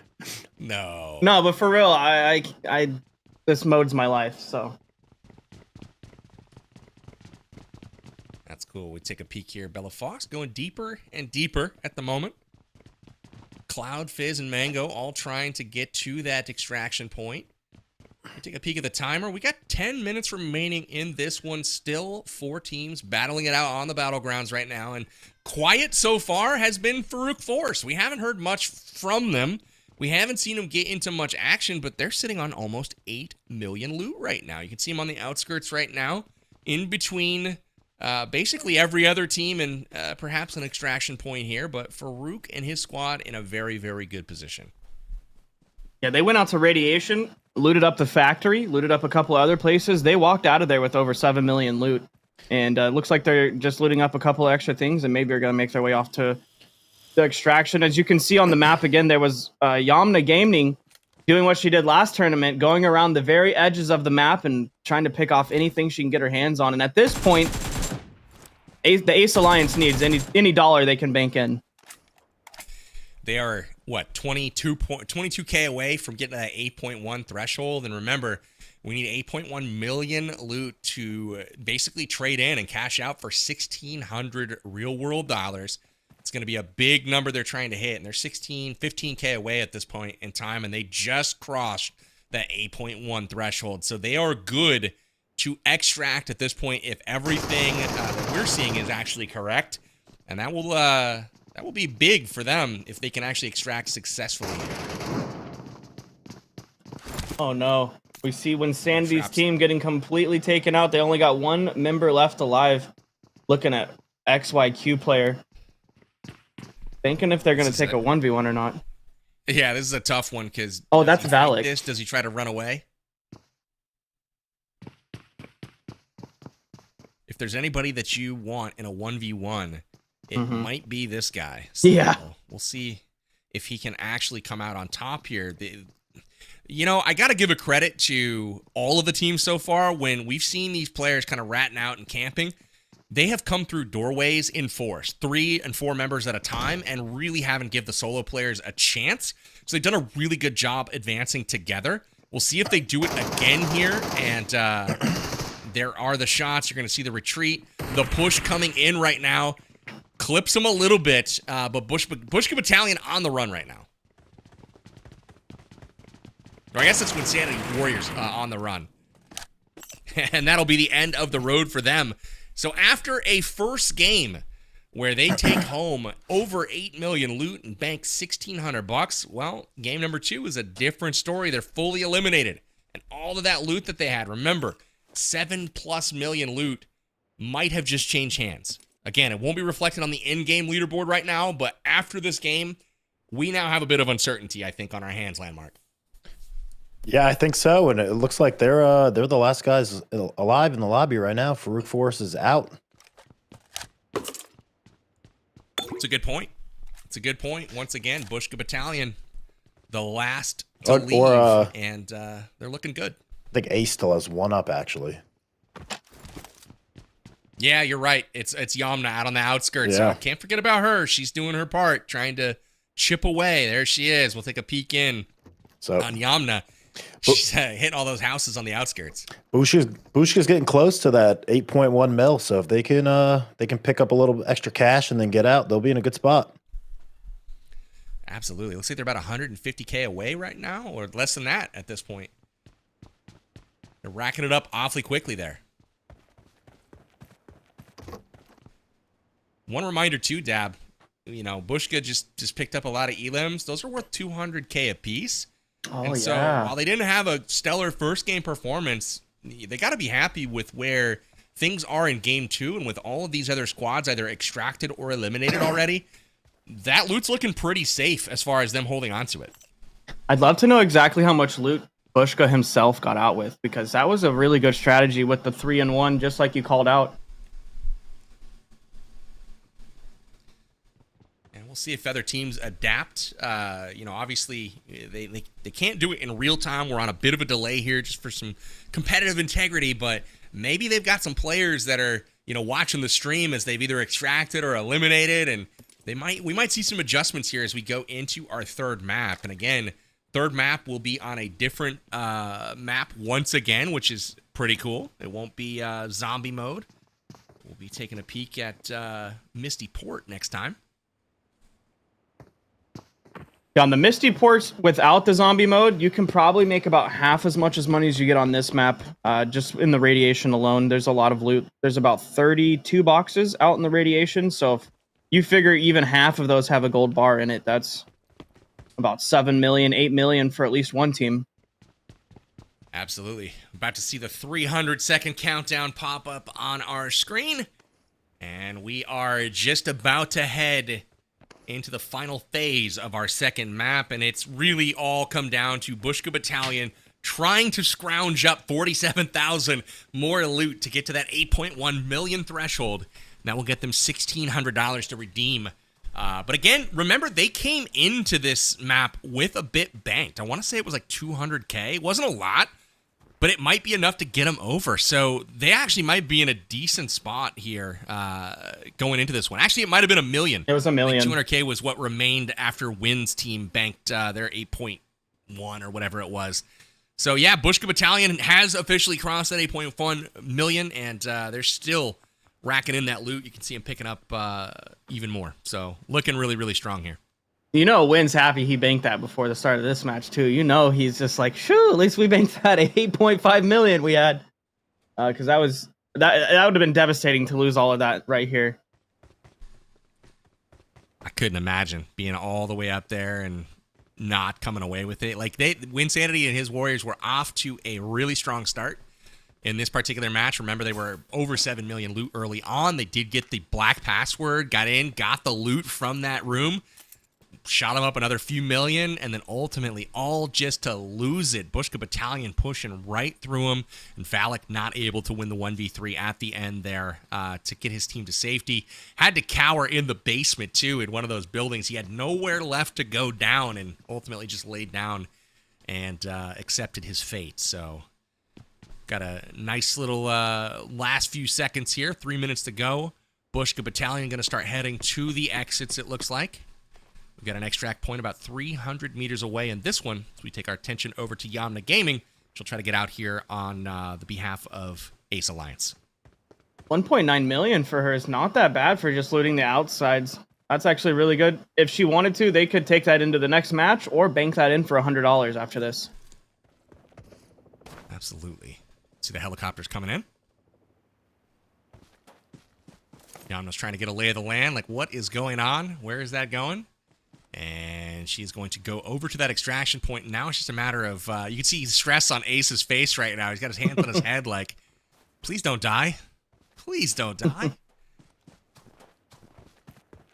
Now this is a huge elim potentially, because if a team does take her down, all of the loot from Ace's team would then transfer over to the only team left at this point is Bushka Battalion. So if they were able to actually take her down, that would be huge. But it looks like they are going to pick up an extract here. Just a couple minutes left to get off the map. Looks like I called it right, too. I said there was going to be multiple teams that were going to make it out with enough to get the top threshold there. You see Bushka Battalion making it out with 8.4, allegedly, according to the endgame, as well as Farouk Force making it out with over 8 million as well. I would be dancing at the extract, too. That's right. These guys are a thousandaire at this point. They're really packing it in. Camper Ninja will join the party. We'll see if this man can shake it like the rest of them. They're all emoting like crazy as they get ready to extract. Bushka Battalion having the last laugh here on this match. So I gotta give a tip of the cap here to our man Landmark. He called it. Bushka Battalion gonna have the last laugh here. And they will be packing it in, as we do have a successful extract as well from Yanma Gaming. Ace Alliance does make it out with just a bit of loot, but they did not give it away to someone else. Happy to see it. Landmark, give us your reaction here of game number 2. So it was a little bit slower in the beginning than game 1, but towards the end, a lot of action popped off when the teams started clashing. And, you know, I think we saw a couple teams get out with that top 8.1. Absolutely. We'll take our attention to the replay. Here's the center of this radiation zone. We saw a bunch of teams congregate here, but really the fighting broke out only between a couple of them here. When Sanity and his warriors got into it, Dr. Chemist starts off the fight here, and unfortunately for Winsanity, that was the beginning of the end. There was that password room fight here, but Dad, we also saw Ace Alliance get chipped away at, and I hate shotguns. Which that's not true. He loves shotguns. Let's be real. Ace unable to make it there, and we gotta wonder: are they gonna be able to rebound? Dab? Is it too late for Ace Alliance, or do you think they can get back into this thing? If they want to get any of that prize pool, they have to go all out on the next match, get straight out to radiation, get the best loot in the game, and lock it in for the team. We'll see if they can do just that. We did promise you guys at the top of the show that we would have some giveaways for some lucky viewers. So if you guys are ready, I'm ready. Take a peek at your screen, and we're going to have some lucky winners that should be displayed for you. And remember, we're not going to display it. We're going to put them somewhere. Chat, enter your UID in chat. There you go. Enter your PUBG Mobile profile ID in the chat. Right now is the time we will pick a few lucky winners. You guys are going to get hooked up with some UC. We're going to have 12 lucky winners before the end of today's show. So now would be the time to put that profile ID in chat. So excited to see who is going to win. And while you guys are putting that in there, we're going to take a quick break, and we'll be right back with game number 3. We're going to load that up. We'll have Misty Port action here ready for you shortly. This is the PUBG Mobile Metro Royale Gold Rush Cup. So excited to be here. We'll be back in just a moment.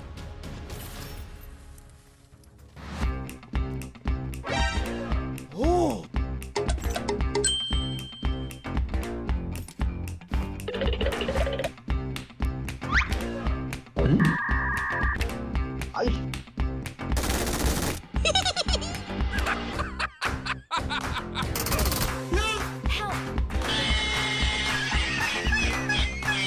Welcome to Metro Royale Rookie Manual. Today, we'll be introducing Metro Royale systems to help players quickly get started in playing it. Before getting into combat in Metro Royale, you'll need to prepare your equipment and supplies. First, go to the loadout page. Equipment that will be brought into the match is on the left, according to the gameplay, match goals, or map loadout value requirements. You can adjust your equipment and supplies. The MG3, MK14, S12K, and P90 are all excellent weapons in Metro Royale and are great in different ways. Choose according to your match needs to gain an advantage. Also, be sure to tidy up your backpack to better loot the map. Remove any supplies you don't need to make more room for loot. Additionally, if you upgrade your Royale Pass and bring a companion, you will increase your backpack capacity. And don't forget essential consumables such as medkits and ammo. You can rearrange your consumables on the backpack interface, and when finished, you can replenish your consumables with a tap.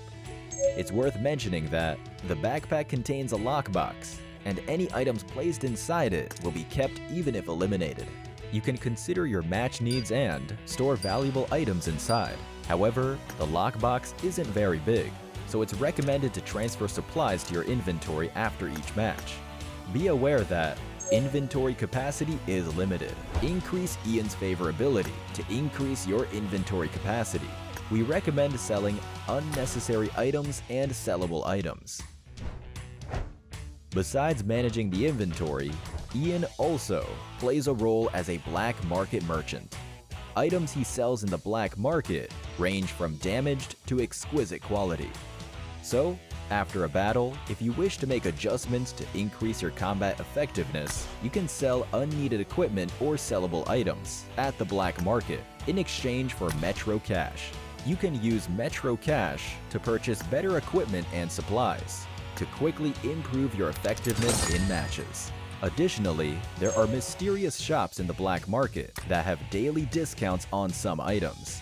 If they don't have the items you want, you can refresh the shop items for a chance at special faction equipment becoming available. It's worth noting that increasing Ian's favorability also increases the number of free refreshes, reducing the overall cost of refreshing. If you don't have much Metro Cash in the early stages and can't purchase black market items, you can take your locked crate to the workstation. You can dismantle the locked crate at the workstation, but you must wait 20 hours. Open it to get tons of Metro Cash, and also a chance at getting fabled equipment, items for redeeming collectibles, and more. This is one of the main ways to obtain funds in the early stages. If the 20-hour dismantling period is too long of a wait, you can use a speed boost voucher to reduce the time. Each speed boost voucher reduces the dismantling time by 5 hours. You can buy speed boost vouchers at the black market with a limit of 3 per day. If you've purchased the Royale Pass, you can claim an additional one for free. You can also purchase locked crates at the black market with a limit of 1 per day. You can also get one by spending 30 minutes in matches daily, then going to the event page to claim it. That's it for this overview of the Metro Royale systems. Player EXP can now also be earned by playing Metro Royale. Start exploring Metro Royale today.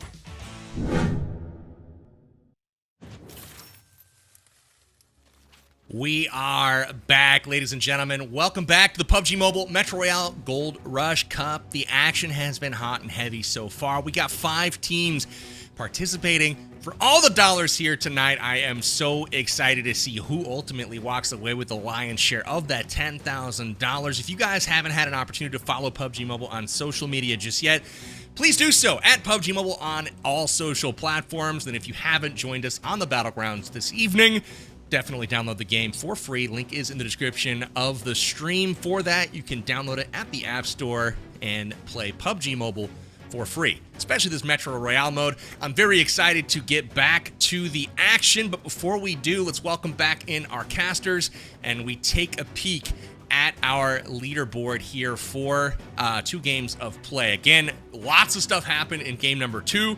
We saw some teams come in with some loot. We saw some teams take away big loot, and we will take a peek here at exactly how all that shook out. And Landmark, what's the reaction, my guy? Bushka Battalion, this is your pick. They are crushing it here.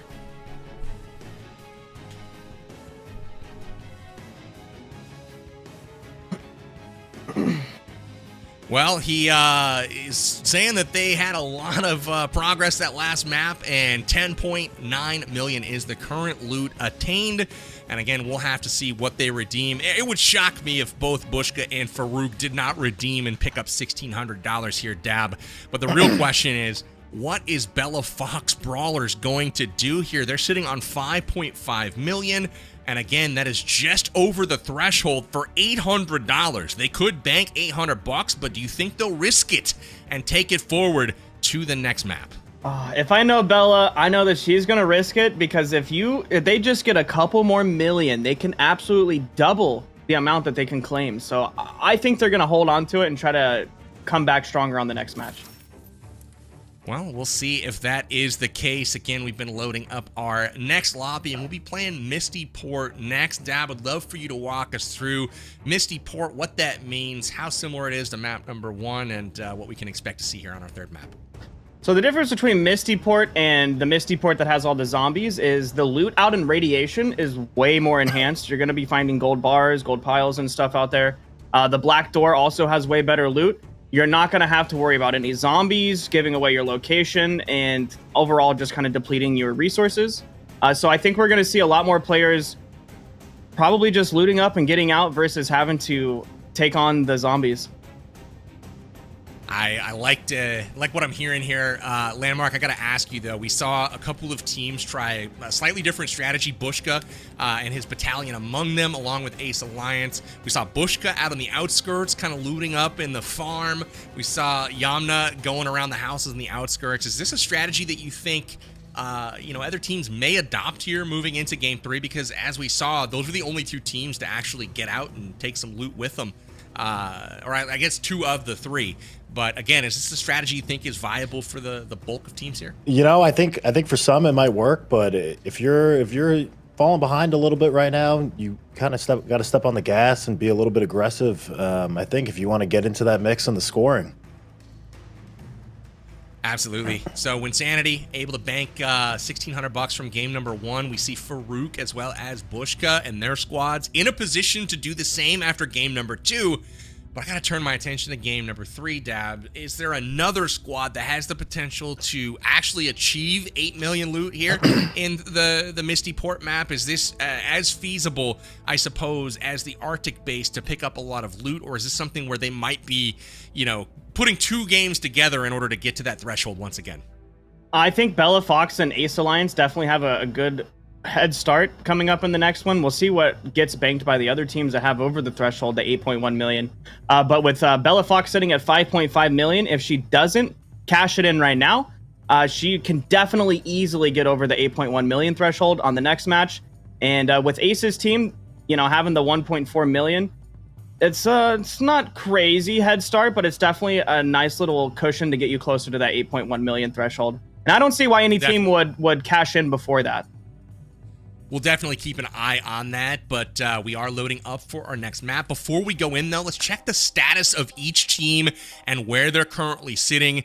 We see the loot that is at risk right now. It's a bit, right, across the board, but the news is we have a redemption. Bella Fox has banked their loot.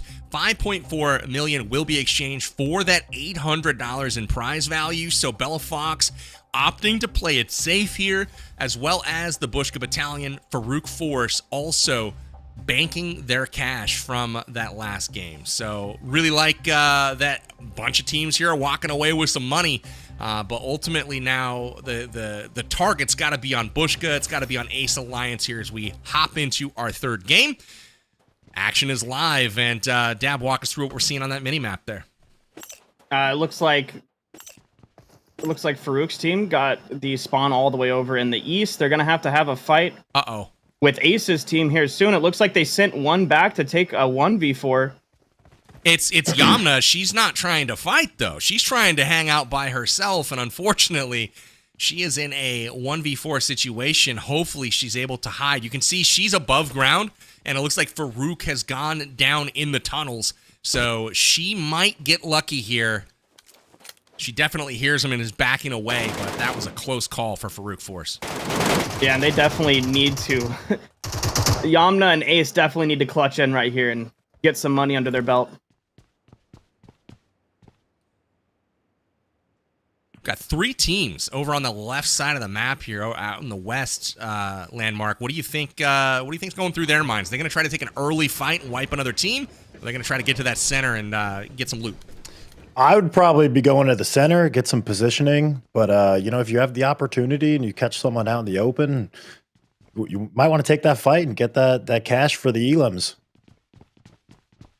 Absolutely. A fair bit of cash brought into this match. Despite teams banking it, they had an excess of cash after last map. So, a couple million for some teams here, 1 million for others. So, nice little team wipe here would be really, really advantageous for anyone that's able to full clear another team. Because remember, Dab, if they are wiping another team, they will immediately absorb all of the loot value that was present for their team, even if they choose not to loot their bodies. So taking those fights could be really, really advantageous. Might be an incentive to hunt them down.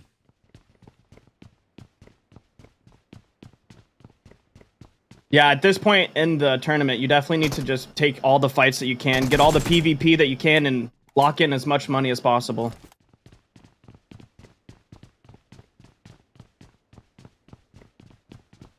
I think we'll... Cloud. Go ahead, Dab. Oh, I was going to say, I think we'll see that, especially in the next map after this, because it's more of a smaller map, and the radiation only has one entrance on the next map, so I think we'll see a lot of fighting going on this map, but we will definitely see some sweaty fights on the next one. There's the peek at the map. It is the case where Yamna is in the far, far south. She has separated from the team, managed to avoid Farouk and his squad, but now you can see Farouk is headed directly towards the Ace Alliance, and that means they're going to have a 4-on-3 advantage here. We'll see if they're able to actually hold them off. I don't know. Looks like Wynn's trying to set up a position for an ambush. Love it when you crouch down behind a board and you've got this great position, and then you zoom in and you're like, oh, I can't see anything. Some of those positions in the dark corners of the tunnel are the best ones to take, though, even if you got to get around a pesky board to take the fight. The tunnels in Metro Royale are full of great places to set up ambushes, so maybe they go and let a whole team do all the looting for them, and they just wait for the ambush as they leave. Looks like Farouk's team is about to step out into the radiation zone. They did a great job last match. Theirs. That's going to be Ace's team. The Ace Alliance shooting at the mutant dogs. Ace Alliance has a lot of loot already. 3 million loot on their person. So they've done a great job getting out to an early, quick start, but they definitely have announced their presence here. And I am not sure if Farouk's team is aware. They definitely saw, they definitely heard Yamna on the outset. So I don't know if they're aware that they split. Maybe. We'll see. But it is a 4v3 at this moment. And Ace Lawrence is going to have to put up a heck of a fight if they want to make it out of this one. I think Ace did hear him when he walked up to the edge of the lab there. I think he did hear the footsteps.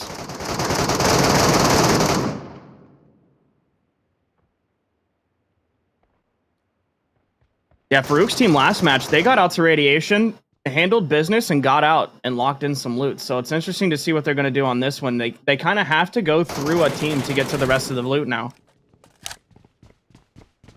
Yeah, they do. Got Ace trying to get some loot here inside. We'll see if he gets lucky. We've seen a couple gold bars pop for people when we're spotlighting them. When Sanity's team pushing out now. Uh-oh. Now we have a 2-player force for Ace Alliance, and they just lost quite a bit of loot. About 1.5 million loot value just disappeared from their total. And when Sanity Warriors are on the push, you know they've got to be feeling the burn from last game, being eliminated early. They are looking for revenge, Landmark. And they are finding it right now. Yeah. That's very unfortunate for Ace's team because they did just get pinched in between two really strong teams. There's a quick reaction there from Payne to dodge that Molotov that blew up at his feet, somehow able to avoid the flames, but Winsanity still on the aggressive right now. They're trying to sniff out that last member of the Ace Alliance that's in there, but again, this is why Yamna had broke off early, just in the case that they got caught up into a fight that they could not win. It does shorthand them a bit, so, you know, who knows what would have happened with a full force here, but it likely ends in the exact same way, and they hedged their bets a little bit and sent her out for the loot. Turns out, in this case, to be a good decision. Yeah, it looks like she might be the real MVP again. Nice nade there from Farouk, but his time is starting to dwindle here. It's just him and Joe up on top. Got Buzz as well supporting the team, and Chiffon also. So all 4 players from Farouk 4 starting to congregate on the roof here. They've got Payne kind of caught out here, but will they dare peek it? It looks like the Bella Fox Brawlers off in the distance as well. Could join for another third party. Things are getting a bit testy here in the radiation zone early. Yeah, if Bella Fox Brawlers get out here soon enough, they might be able to get the revenge on the third party from the first match that Winsanity gave to them. Look at the concentration of those boys down there. They're really dialed in right now. They are completely locked right now. I don't think they've blinked in the last 5 minutes.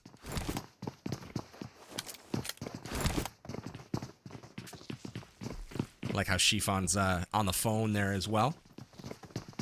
He's a pro player, trying to adapt to Metro a little bit here. We'll see if he's able to do so. Again, high ground secured by Farouk Force, but it's stopping them from getting any looting done right now. So they really need to either get on with it here and make sure they win this fight, or perhaps pull out. But Winsanity and the team downstairs able to move around and maneuver. I mean, Chiffon's looking through the skylight, which has proven to be a great angle in the past, but that is not an easy shot to hit right there.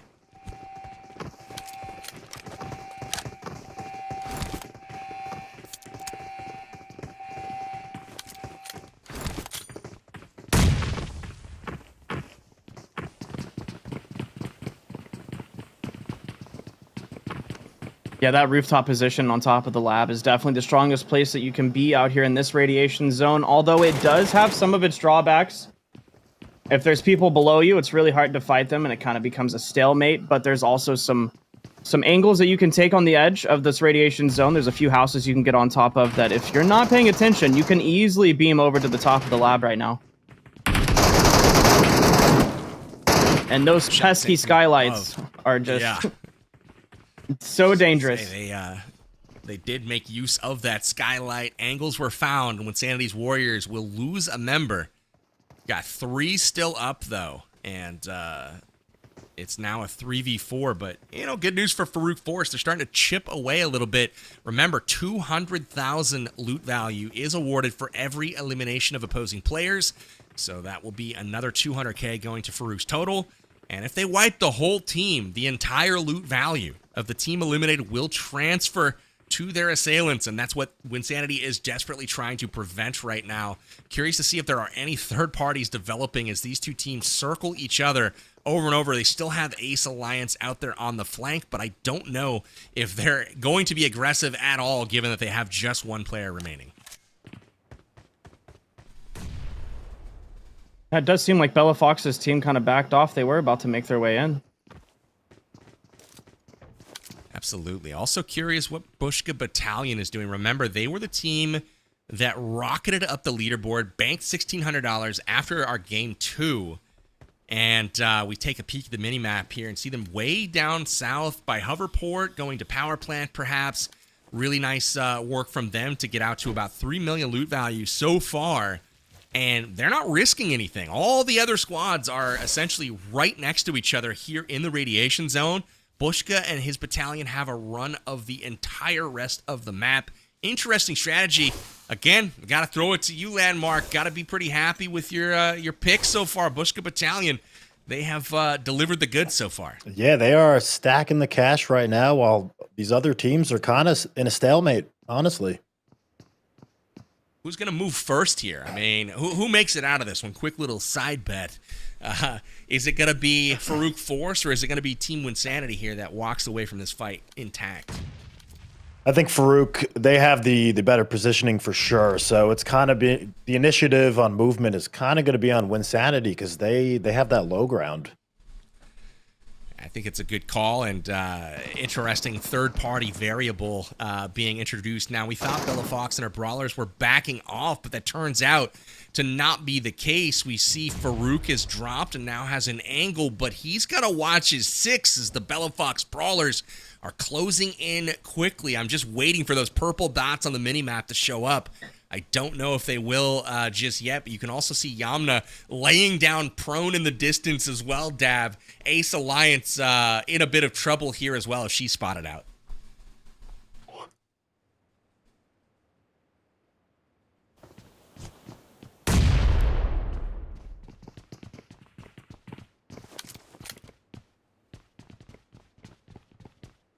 This is a rough stalemate here. Winsanity's definitely got to make the push. Oh, Exotic knocked from the skylight, probably, it looks like. They did trade, though. Joe's also knocked.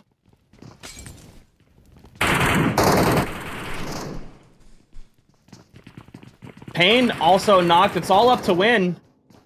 What does he do here? He's going to try to get this pickup here, I think. Try to get a teammate back in the fight. Farouk is going to be pushing him, and this is going to end up being a content creator 1v1. But I don't know if Farouk's going to make the push. I think he's waiting for his teammate, but that does allow Win to get the revive off, and now the pinch coming in. Farouk gets the knock, and the finish coming in from the teammate on the other side. Farouk does trade, but it won't matter as Winsanity Warriors are wiped. And just like that, another landmark prediction coming in truthfully. Farouk Force will take the cake in this one, but Bella Fox Brawlers are nearby, and it looks like they're closing rapidly on the position. This would be the moment to do it, too. Yeah, Farouk waited perfectly for Buzz to be on the other side to catch that pinch, and just executed perfectly. You can see him on the mini-map there. The purple team had rolled up. It is the Bella Fox Brawlers. They will be challenging, and they are just about to breach and make their way in as a team right now, and they're trying to catch these guys while they're a bit weakened, but the more time that passes, the more time that they have to get patched up, and Farouk, it looks like, is aware of their presence, and they'll be ready for this fight.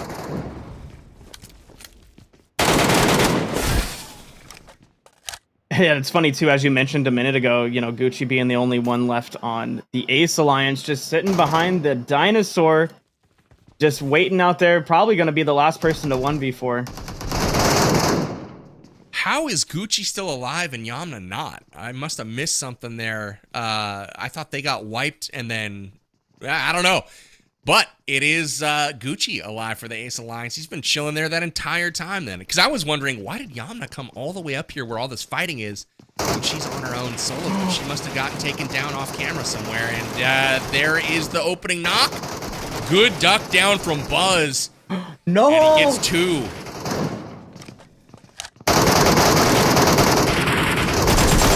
Oh, man. Great plays there. What a play. The PvE not doing him any favors. That mutant dog just swiped him down. Cloud trying to get a full med kit off right now. Will he have time? He cancels, and oh, he had time. That is a tough break. He's going to go after it again. He did have time to get that one off and get back to full health, but it looks like he's going to get caught from the other angle and have to cancel again. Tough breaks for him. And there's the wipe. Just like that, Bella Fox Brawlers will be taken down, and no way did that just happen. Yes, you just saw that. Oh my gosh.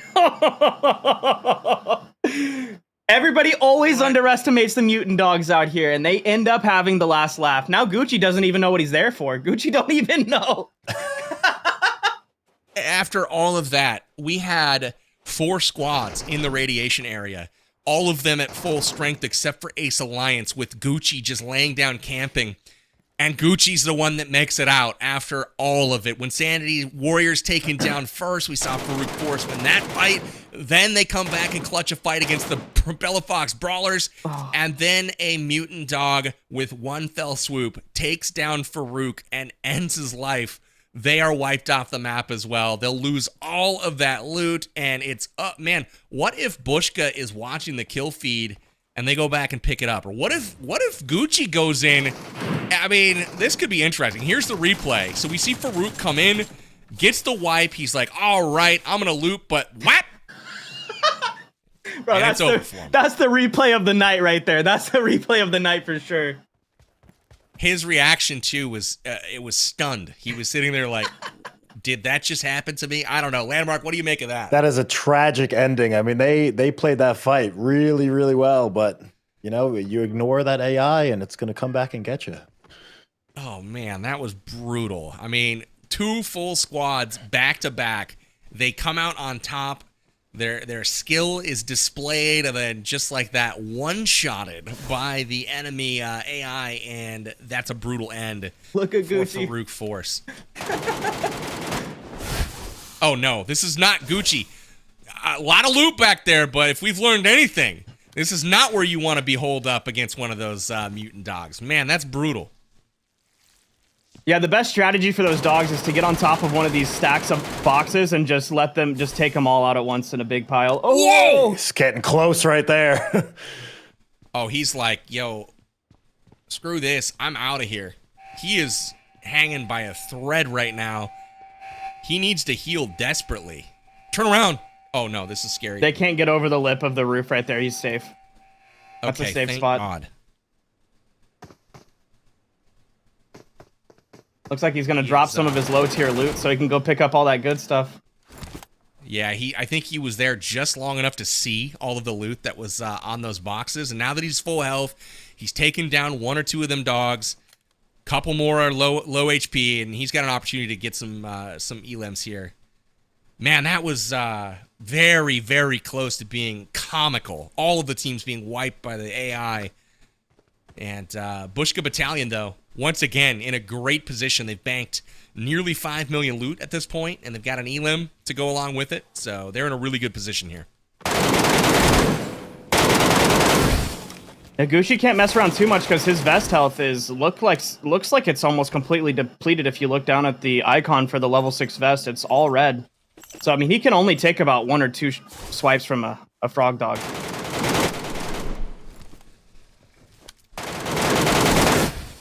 Oh, that would have costed him his life right there. Look at Ace and Yamna. Their reactions. Oh, it's priceless. They're hanging on every thread right now. Gucci is staying alive, but oh no. This is like a horror movie. He has finally made his way back to the loot, and it is time for Ace Alliance to cash in. This is the mother load. He's got to be feeling good after that. Oh, man. Yeah, this is definitely making a difference. You love to see the smile on Ace's and Yamna's face right now.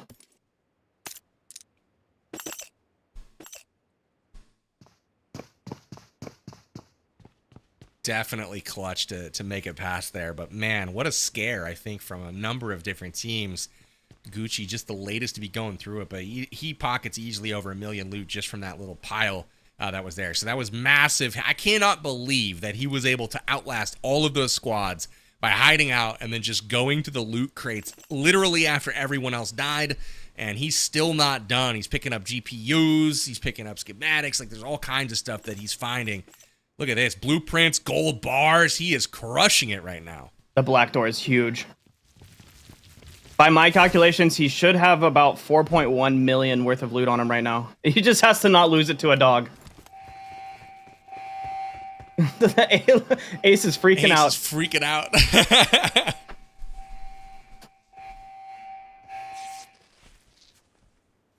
Oh, I'm actually getting a kick out of watching their cams. This is funny.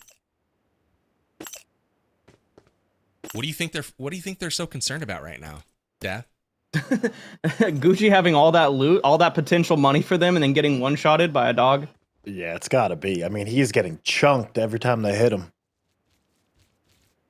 Yeah, he's trying to make room in that bag and maybe go back for some more here. I mean, they have really cashed in. He's sitting on 5.3 million if you see the Metro Cash icon down on the bottom. So still without a single elim, and they're the only team in the lobby that hasn't gotten an elim, and they're still doing all right. It paid off, you know. He held back and let everyone else take each other out. Absolutely.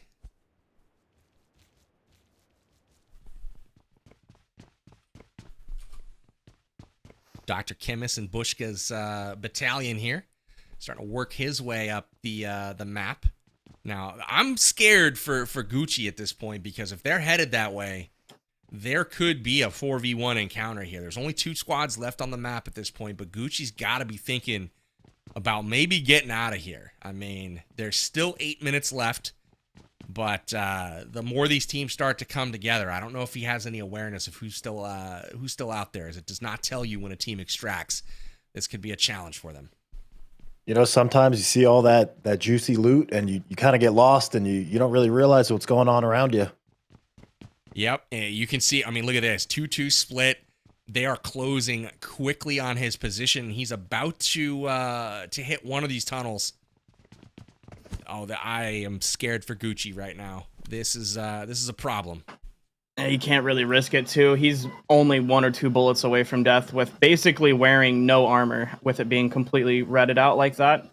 So it looks like, I mean, he's leaving right as they're coming in, so maybe he'll hit him with the roundabout and just get out of there. Ooh. He's going to be making some noise, though. They're going to hear him coming, and he is chunked down. He needs to heal, too. Oh, it looks like they went with a 2v2 split so that he can't run away without taking a fight. They have him trapped.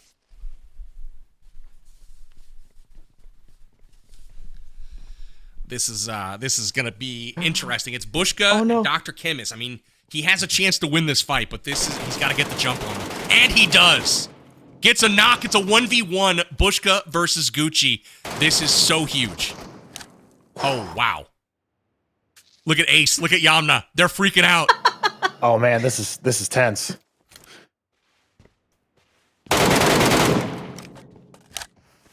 Oh, get a grenade down there, my man. Oh, he doesn't have any. He's out of utility. He dropped it all. Connects.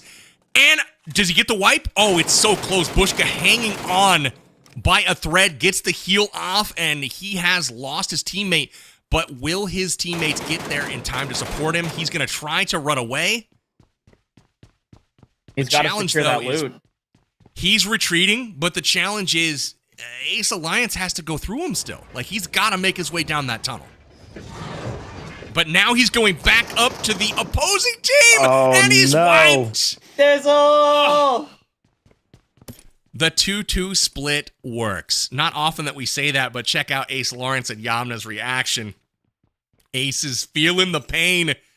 It was the wrong call, and look at the loot transfer that is going to be happening now from Bushka Battalion. Not only are they taking all of that loot, but they've got 3 players there to carry it all as they skyrocket again up to 8 million loot. They're going to be primed here to take another 1,600 and put it in the bank. Bushka Battalion having a day. I think Lambark blessed him. He didn't want to cast or curse him, and boy, oh boy, he did not. I did the opposite. No, they are blessed right now. I was really hopeful that he was going to continue down that corridor, but he chose to retreat. He didn't know, but, I mean, that 2-2 split ended up working out really well. I'm curious to know if that was like, hey, we know there's just 1 or 2 guys down here, but it worked out for him. They pick up the squad wipe, and Bushka Battalion, the only team left on the map, and they are sitting at 9 million loot value so far. They are crushing it. I think they had to have known, because once they hit that first engagement, their teammates immediately rotated on them. Yeah, they really did. Smart plays. Gotta tip your cap to them. That was really heads up from them.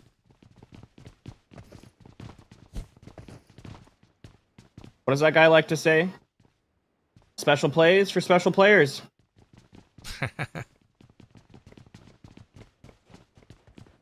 That is going to be at least $1,600 in their pocket coming out of here right now. They've got 8.9 on the board, probably somewhere roughly around there averagely. Solid amount of money for sure, and they should have plenty of extra to take into the next round as well, because remember, they came into this one with a nice banked amount of loot. I want to say they had another million or so that they came into the event with here for the 3rd map, and so whatever excess they have, they're going to be able to bank that top value, pick up $1,600, and again, still have a good start for our 4th map. Teams are crushing it right now when it comes to the loot. The sad part, though, is when you look at the rest of the leaderboard, when Sanity Warriors, Bellafox Brawlers, Farouk Force, and Ace Alliance, just a bunch of tombstones down there, man. $0 across all 4 of them, while Bushka Battalion lasts their way to the bank. You know, Dizzle's feeling really good about himself right now. Bringing it together for the team right there. That green smoke is a welcome sight. 170 seconds left to extract here, and the team is just about to make it out. Minus 1 fallen member. That is okay. I'm sure he will be forgiven. And it is Dr. Chemist that wasn't able to make it out with him, but that is okay. Bushka Battalion dances their way to extraction, and that will wrap up our 3rd game of the night. Very impressive stuff from the Bushka Battalion, but man, what a game that was. For me, that was so many unexpected near misses, close calls, come from behind victories. Notable for me was obviously Gucci. He was the story of the map for sure.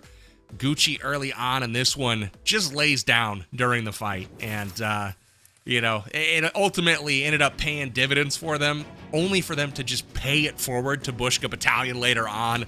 Landmark, give me your reaction here to game number 3. I was really impressed with how that big fight went down, and Farouk's team, they played it super, super well. Unfortunately, they got last second nabbed by the AI, but they had a really good fight in there, and it just unfortunately didn't work out for them. Now, Dab, how many times have you seen in your Metro career a squad be wiped just like that, where it's just like this one swipe from one of the mutant dogs coming in? Tough breaks for sure, but is this something that you see often? Oh, yeah. Every single day. It's more times than I can count on my hands and feet for sure in a single day. Like, it does happen quite often. They're really strong. Amazing. Well, I shudder to think of you counting on your feet, but let's take a peek at the action from game number 3. Again, Misty Port, always full of some fun. As we take a peek at Bushka early on in this one, getting the action going on. And again, Ace Lawrence here and the Ace Alliance, they went 3 players up north, and 2 of them get wiped, and ultimately Gucci able to survive here, which is great. But then the big fight breaks out here between Farouk Force with the high ground, and Landmark. You called this successfully with Farouk winning this fight, but ultimately, what was your reaction here to this one? It played out kind of the way we thought. They had the high ground, they utilized it well, and when that other third party from Bellafox team came in, they were on the money. They were ready for it. So well played to them. Another angle here of that fight. And not only did Farouk get wiped there, Dab, but he had a teammate still alive that could have been revived had he chosen to just not loot right away. But he saw them sparkly gold bars. He saw that shiny loot, and he wanted to have it now. I think going for the loot or going for the res, he would have gotten taken out by the mutant dog anyways. But yeah. Yeah, the correct move there, I think, was just to run far and fast. Unfortunately for him, he didn't, and the rest is history. Farouk wiped there at Farouk Force. What seemingly was a very big surge in Game 3 for them ends in failure. It ends in $0, 0 loot, and that is going to pain them. We'll see if it pains them overall on the leaderboard here in just a moment. But, man, you got to tip your cap to Bushka Battalion, because they came out once again. They banked a bunch of loot. They came in with a stockpile to risk moving forward. They finished with 9 million in this round, so Bushka Battalion crushing it by all accounts. Landmark, your pick is looking really strong. Do you think they have what it takes to put it over to the finish line and win this event? I think so. They got two rounds in the bag right now, and they've got to be feeling good, really confident. Let's see if they can keep that momentum up. Absolutely. We'll check in on the leaderboards right now and see how things have shaped up. We'll see who obviously is going to be on top. And it's going to be the Bushka Battalion with 14 million loot. Dap, this is huge because they can bank quite a bit of it and put more in that redemption column, another 1,600 or so. But for me, what's interesting is they're still going to have 6 million loot left over that they could take forward to the next game. Yeah, that'll be interesting to see if they cash it all in or if they cash enough in just to make it to where they can easily get the next 8.1 million in the next game too. Absolutely. 11 million brought into or brought out from the match. That's going to go to a massive total there. Bushka Battalion will, have a discussion internally. They'll figure out if they want to bank it. My sources tell me they probably will, and they'll be taking that forward to game number 4. But as we kind of forecast our next map and how all of that is going to go down, let's have you kind of give us a lay of the land, Dab. We've got Old Blockade coming up next. Tell us what's special about this map and how teams might be approaching it slightly differently. So the difference between Old Blockade Zone and all of these other maps, every single one of them had multiple ways to get out to the radiation zone. Whereas this one, everybody has to go through this little center area that you can't avoid. There's no way, and it's all about basically a massive fight that's going to happen there. I'm predicting that right now. And then once they get out to radiation, there's a huge house that's at the top of the radiation zone where if multiple teams do end up making it out there, it all comes down to which team is holding that upper roof on the top of the hill. And we're going to see some sweaty fights out in radiation for sure if we can get multiple teams out there. But again, it's all comes down to basically who gets to that center tunnel room first. I'm liking the sound of that. I'm always a game for a big fight, and so it sounds like we may have one here on the Old Blockade Zone. I got to ask you, Landmark, obviously Bushka and his battalion positioned pretty well right now, banking a bunch of money. These guys are multi-thousandaires at this point, really sitting pretty. But as we look forward to game number 4, what do some of these other squads got to do to get back into this thing? I mean, we've seen big loot values go out of one game at a time here from other squads. What do they got to do to get back into this race? Right. Well, if they're aware that, some of these other players are coming in with big loot value into this next match, they might want to be putting a target on their back and trying to take them out. Absolutely. Well, excited to see what is going to happen here. We are getting queued up for our next map. Dab, again, we saw some backpacks on the ground, some level 6s as part of all of that mess. Talk us through a little bit of the loot and what you can actually hold. Is there a maximum value that you can actually have kind of on your person as far as like the weight of items that you can carry? What does that normally look like for like a single person? Like what could you theoretically make it out of the map with? So if you're wearing a level 6 backpack and you have all of your talent set up correctly, you can be bringing over 1,000 weight worth of items. And so basically a gold bar is 10 weight. So if you have over 1,000, I mean, you can honestly put about $5 or $6 million worth of low tier, like low weight items in there. Each one of those level 6 pieces of gear, they only go for roughly 100,000 Metro cash, but they do take up a fair bit of space with each level 6 vest taking up over 100 weight. So you can have about 1,000. So you could come out with either 6 vests or 20 gold bars. It all just depends on how you pack it in there. It's all comes down to weight management, really. Absolutely. It's like a puzzle, right? You got a little game going on in the backpack, trying to make it all fit. Makes total sense. But as we take a peek here to game number 4, we saw strategies kind of make their way back for game 3, and I felt like they backfired a little bit. We saw Yamna break off from her team, the Ace Alliance. We saw 3 members of their squad go north. They got caught in a fight there, and that one is kind of tough, right? But we saw Yamna off on her own and get eliminated.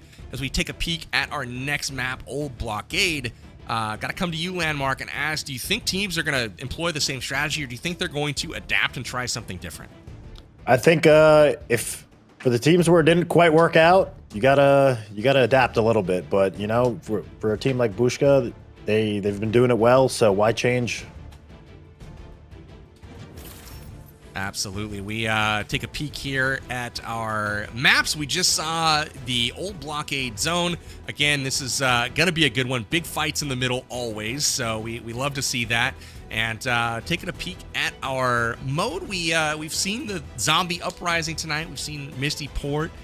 We've also seen the Arctic Base. Again, lots of loot to be had on all of these. And obviously, guys, if you are not currently playing PUBG Mobile and Metro Royale's game mode, you need to be. So make sure you check out the link in the description and download the game. Join us out here on the Battlegrounds for some PUBG Mobile action. It's one of the best extraction shooters on the market for mobile gaming. And obviously, if you're not following PUBG Mobile as well on social media, please do so. It's PUBG Mobile everywhere on social media. Get information on all the latest news and updates updates for the game, as well as for events just like this one. You guys can get involved, you know, heck, participate. Two players on every single team made it in through a community qualifier.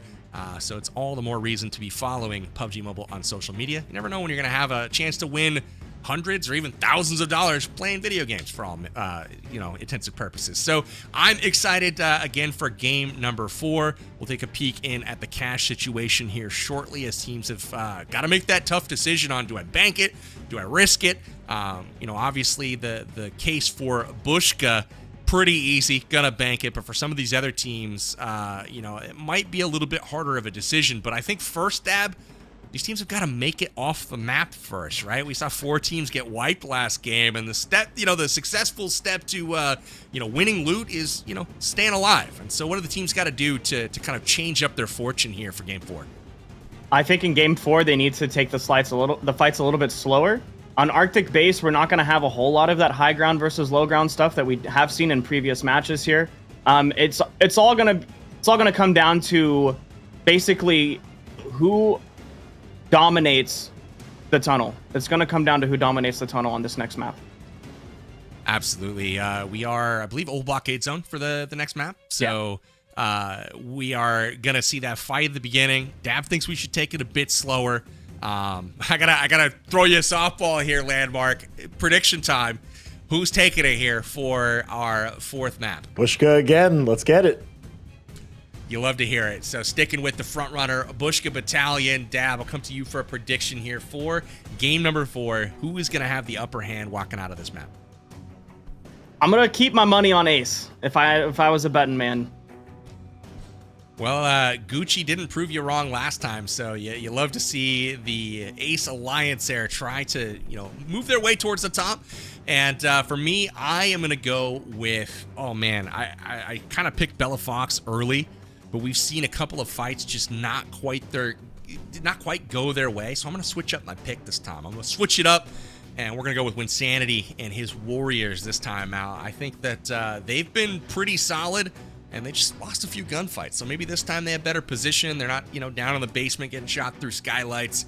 And, you know, Winsanity Warriors, I think, will come away with the dub here, as they did in game 1. Look for them to do it again in game number 4. But the cash status for our 4th map is ready. Let's see what teams are doing as they walk into map 4. Ace Alliance, nothing doing there. Same with Bella Fox Brawler. Same with Farouk Force. Same with Winsanity Warriors. Again, all of them wiped.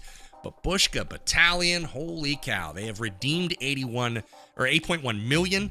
That's going to get them $1,600 back in their bank.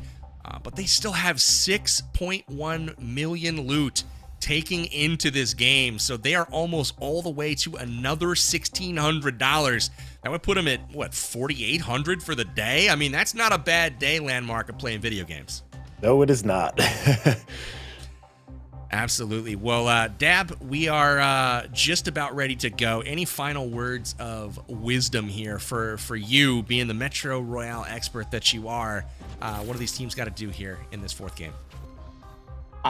Take that tunnel fight easy. Maybe try to be the last team to get there and just fight the people that have already used all of their consumables, used all of their ammo. Maybe not try to be the first team there, but try to be the last team there. That's probably the 2 most advantaged places you can be. It's either try to be the first people there or try to be the last people there. Absolutely. You don't want to be the team in the middle that gets pinched. We've seen that a couple of different times tonight. We saw it last time, I guess, with Winsanity there, getting pinched by Farouk and Bella Fox's squad. And then ultimately, you can get pinched by the AI as well. You got to watch out for those big swipes from the old mutant dogs. I guess if you had to put any sort of odds on players dying to AI this game. We saw it last game. We saw it nearly a couple of times last game. What are our odds here on players dying to AI? Landmark, I'll come to you. You know, if they're hitting like those mutant dogs were, I think there's a good chance. If these fights go down and there's one guy down on low HP, they might get cleaned up again. I want to go 70-30 odds on somebody dying to AI. I hope it happens. We are ready for 4th. And I don't know if it's our final game. We got to expend that prize pool, but we are getting into the thick of it. The latter rounds for sure. But it is time for the Metro Royale Gold Rush Cup Game 4 here on the next map, and it looks like all the teams, Dab, are literally right on top of each other. What is this? What is this madness? Oh, this map is just absolutely insane, to be honest. You've got 3 teams in the north and 2 teams in the south that most likely spawn. So we might see the teams in the north having a fight right here when they get to the bridge. But we'll see, you know, who's the first one there, who's the last one there. Maybe they're going to stop here and loot up the car lot, or... Absolutely. It looks like got some fighting going on early here with the bandits. And Dr. Kimmis giving a little chuckle here to the team. You know, they're riding a high right now. Bushka Battalion again. Remember, these are the guys that come in with 6.1 million loot already in the bag. So obviously that's not reflected in their total. But remember, big bullseye on Bushka Battalion. They're the only team that has anything to risk in this game. But again, they don't have much to gain here. I mean, for them, what a little quick hit, outskirts, extract, you know, strategy in play here, Dab, for them. Maybe find a couple million loot and just get the heck out. Yeah, that's definitely going to be the strat for them. I mean, they only have to get 2 million or so loot, and they can cash in another $1,600. They really don't have to sweat it out and still come out really good on this match. The rest of the teams, they have a long road ahead of them if they're going to try to get even just a couple $100 out of this. The old blockade zone doesn't have like the most dense amount of loot when it goes out to the radiation. There's only like 14 boxes. And out of those 14 boxes, it's not going to be gold bars and stuff like that left and right like the other maps have been. I mean, you'll still get your fair share of gold bars and stuff, but it's just nothing as crazy as the other maps. You know, there not being so many loot crates and the loot crates being a little lower tier.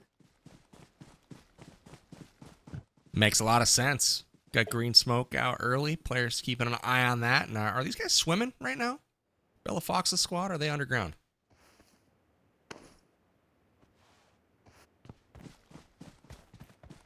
Oh, they are on the edge of Fort Rozok, which is one of the places where a boss is. So they might go in and take out the fort boss really quick, see what he drops. He has the possibility of dropping fabled items all the way up to... Ooh. The AI giving them away there. See, that's not going to be great for them. It looks like they're going to make their way straight out to radiation instead. They are not opting out to fight that boss. And it looks, see, right here, they're going to be the first ones in this little pinch area. So this could be advantageous for them as long as they can hold their fight down. I feel like clearing this room and then turning your focus back to that escalator coming down and then watching the tunnel entrance, this could be a nice little spot to spring a trap on an enemy. Yep. Right where you see fish at right now, that's the area where every player is going to have to go through if they want to go out to radiation. So they're the first ones here, and they might hold it down.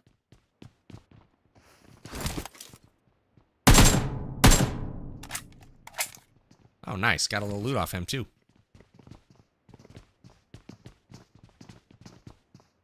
Let's see, what is it? An odd train ticket. One of the coolest things about this current season in Metro Royale is there's actually a survivor title that you can earn by turning in 60 of those odd train tickets. That's awesome. Look at this guy moonwalking into the train station. He's helping him out. He's a paid actor. He's just like, hey, you want some loot? Let me just back it on in here. Dude, the odds of this guy having a gold bar, I hope he does. I think it'd be hilarious. You can see them trying to stay quiet, too.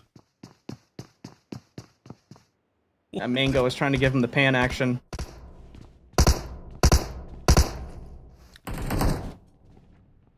And he's giving him the business. Mango finishes the job with the pan.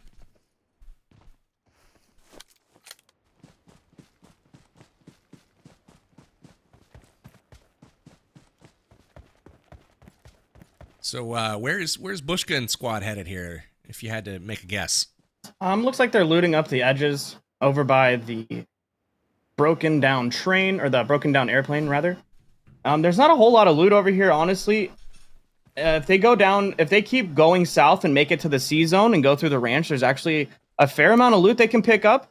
And they might catch a team along the way. It looks like Chiffon's making his way out there, too. Chiffon's team, Farouk's team.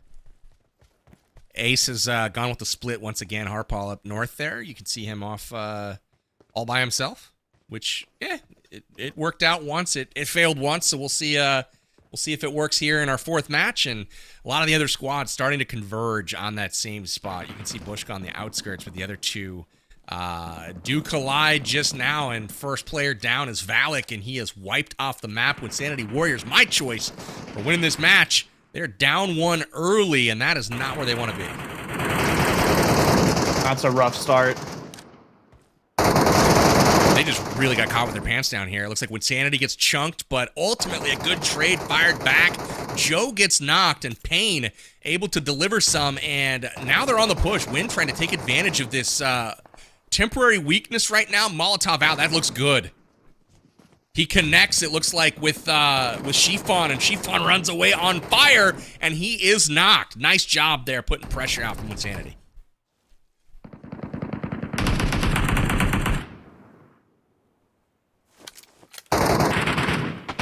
Yeah, that smoke screen might just save his life right here. Oh, he's going to try to capitalize on that knock.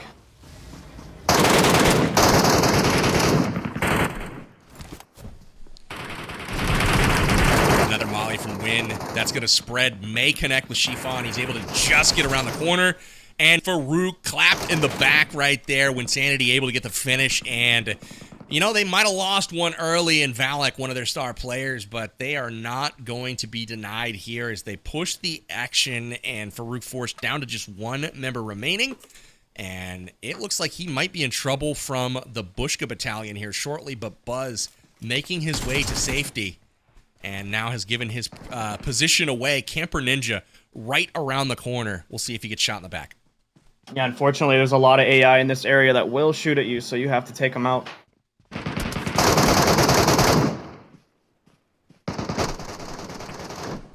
Looks like Bella Fox getting into it as well. 2 of their members taken down, but Mango returns fire, takes down Gucci on the flank. Not Gucci, but Gucci on the flank takes him down. He gets Ace Lawrence, but just like that, Bella Fox Brawlers wiped. And I'm glad I changed my pick because I almost went with them again, and they were the first team out here. Yeah, it does seem like we have been seeing kind of a trend of teams that are going out early in most of these matches, and fortunately, Gucci's a really strong player. Gucci getting Ace up there, and they're going to get back into the fight. There's Harpal off all by himself. Got about 1 million loot in tow, and he's chilling away from the team, which is it's the strat. Full strength right now. Only 2 teams remain, which is Bushka Battalion and Ace Alliance. Ace Alliance have 4 elims to their name so far, so that's an extra 800K. They were added to the total so far, but we'll see how they do. We can see Buzz up at the top of the tower here, taking a peek at the surroundings. Ninja and him may be on a collision course here if he goes around this wall, but so far he has not made that commitment just yet. Yeah, Buzz has a great spot right there. This might be Ace Alliance's match to just get back in it right here. If Harpal's sitting at the entrance of the radiation, and if he can just tell Gucci and Ace to get on over there and help him loot it up, they don't really have anybody contesting the tunnels right now, so this might be their match. Take another peek at the map. You can see Winsanity's squad in the middle of Fort Rozok there, and sandwiched by all of the members of Ace Alliance at this point. And Buzz was taken down. Camper Ninja able to get the last laugh there. And just like that, Farouk and his squad will be escorted off the map with the swiftness. Now that's 2 squads eliminated. But the big news is Bushka Battalion still full strength and still with that over 6 million loot in tow. That would make me so nervous right now, knowing that I have 6 million of loot that I brought back in with me into the next match. Even if it wasn't a tournament and I was ranking the leaderboards, no, like that would just drive me wild. That would drive me crazy. So, I mean, knowing that they have over 6 million in tow, they have a full squad. Landmark, what's your strategy here if you're Bushka Battalion? I'm playing it safe. You know, I'm sticking to the outskirts and looting up, getting that last little bit that we need. And they've got to be feeling good with 2 teams out already. So their main adversaries are kind of getting out of there. Absolutely. More loot on the ground here for Payne. We'll see what he's able to grab. But yeah, I mean, absolutely, you've got 6+ million on Bushka Battalion. You know, if it's me, I'm looting the outskirts and just trying to scrounge what I can, but staying generally together as a group, making sure that there's no unfortunate changes of hands of big loot, and hopefully able to extract safely.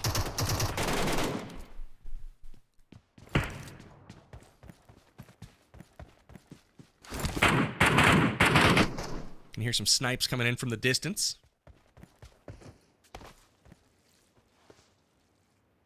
When Sanity lost one early, missed who it was that was eliminated from his team, but it was Valak. That's right. He got caught out in the open field, and he's having to watch the action at this point. It's not where he wants to be, but it's where he'll have to be for the moment. Yamna have shots coming in from the distance right now. Looks like from Pain. And she can return fire and connect. Ooh. Finding some Put the heat on him.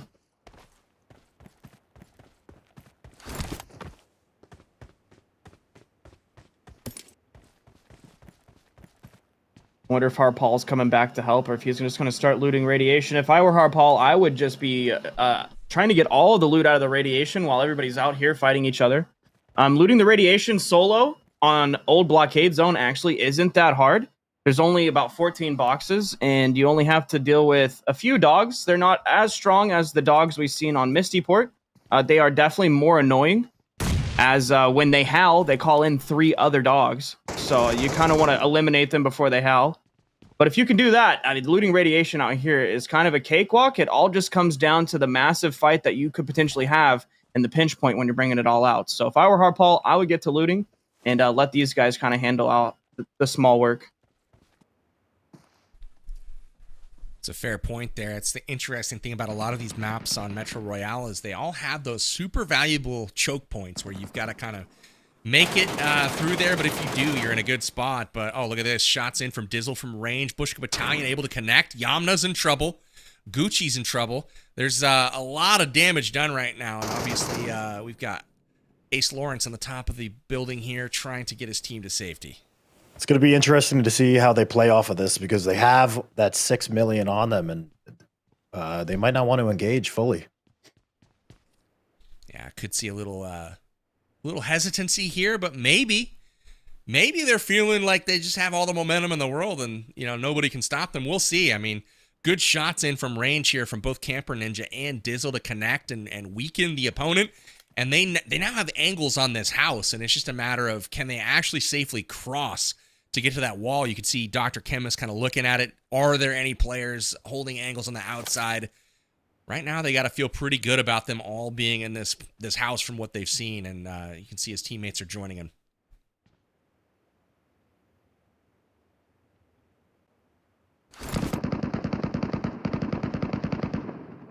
Yeah, they are going to have to take Bushka Battalion is going to have to take at least one of these teams out if they want to make it out with the 2 million that they need to cash in another $1,600. It does look like they don't have enough currently, and they're not in any vicinity of having more if they're just going to stick here in this house. So they definitely have to make a move, whether that be just get out of here and cash in what they've got currently, or they've got to take somebody out. One of the two. Big choices. Got 2 teams, full strength still. Ace Alliance and Bushka Battalion. Got Winsanity and his squad now up in that radiation zone. Trying to get that loot, and it looks like Harpal has gone all the way south, so he is out at this point. And hopefully he's gotten a bunch of loot, and Wynn's team isn't able to find it. But by looking at the numbers, I don't know how well he did up there. We'll have to wait and see. Well, you see the 3 from Ace Alliance is sitting in that house right now, but their number is going up, so Harpal must be out there looting up. I think Winsanity, they just lost a member. They did. Who do we lose? That's crazy. So they're out by themselves in the radiation zone, and looks like they're having some fun with the AI as well. Hey, 70-30 odds. I'll take them. Winsanity does lose one to the AI, and that is unfortunate for them. They're down to just 2 members at this point. Hopefully they can rescue some of the loot. But fights are starting to break out, but Dizzle has made the cross. This is what they were hoping for, to get this angle. He'll now have a chance to peek through this broken wall from an off angle here and get eyes into the upstairs window. And he's got a shot.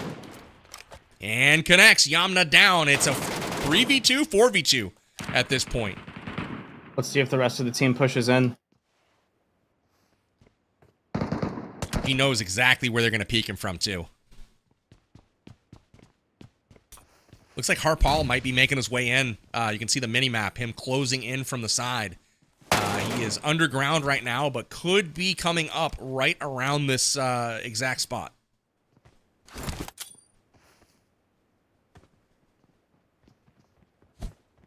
Grenade in from distance. Ooh, very close call. Gets it through the window, but not around the wall. Yamna able to narrowly avoid that one. Unfortunately, they come in with a fair bit of throwables, so he can try again. Gonna try a bunch of times. I'm just gonna say Harpal's got over 1 million loot on him, so I don't know if he's gonna be wanting to join this fight, especially not having a lot of the intel. But he is nearby. Dizzle goes down, and Dizzle's been knocked. Well, if Harpal wants to come over and help his team, he's got the amount of loot that the Bushka's team needs to get them over the next threshold. So hopefully he doesn't get caught up trying to move over to his teammates. But also Bushka could be getting shot in the back any moment now if Harpal peeks his head out of the tunnel and tries to help out his team over here. Man, they are just absolutely shredding these guys' armor.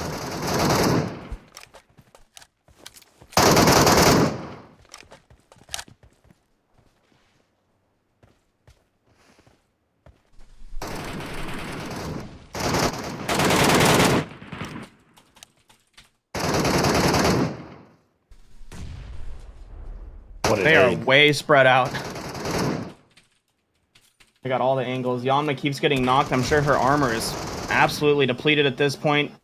Gucci's armor is depleted. They're running out of options here. Bushka put a lot of pressure on them with those nades.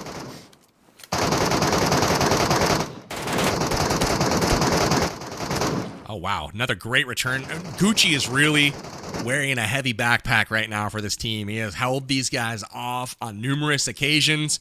They've been down to a last man standing on numerous occasions now, and Gucci's just MVP for the squad, but his time is about to run out. Nice shots there from Dr. Kimmis and Ninja. Ninja goes through the window, gets the finish, and now it's up to him. We'll push the action here against Gucci.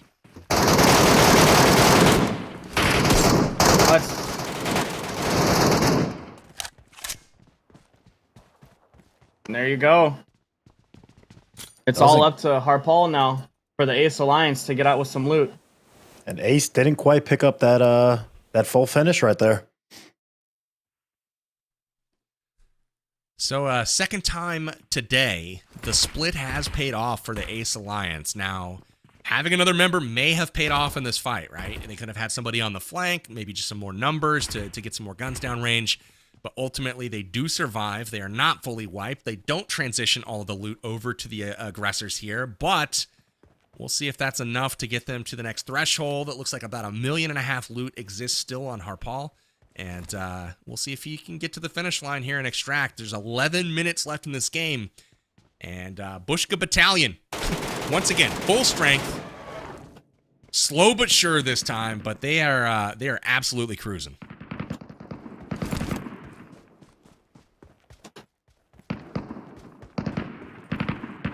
See if they're dealing with the dogs up here. I wonder if they've taken out the monkey in the main area. There are 2 monkeys up there, and they do not like it when you steal their gold bars.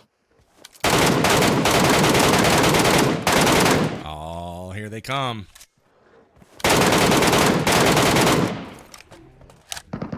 Absolutely shredding. So, looks like Winsanity and the Winsanity Warriors having a free run at the radiation zone right now, but unfortunately for them, not able to come out fully intact. They're down to 2 members at this point. Looks like just Pain and Exotic. Wayne and Valak both on camera, but not able to participate at the moment as we hit our return countdown of 10 minutes we have left in this one. And here's the monkeys. These guys are a bit scary for me, Dab. They are. They growl at you. Their breath smells bad. They like to stomp on you. They're not fun. It's like paying off of the distance, having a bit of a rough go at it. A gold bar, though, found here. So that's a bit of good news. Yeah, these monkeys are especially a pain because once you aggro them, you either have to fight them or you have to run away and let them cool off a little bit, which will make it more time pass for them to get in there and get all that loot. And with such little time in the lobby left, they really don't have a lot of time to be running away from the monkey.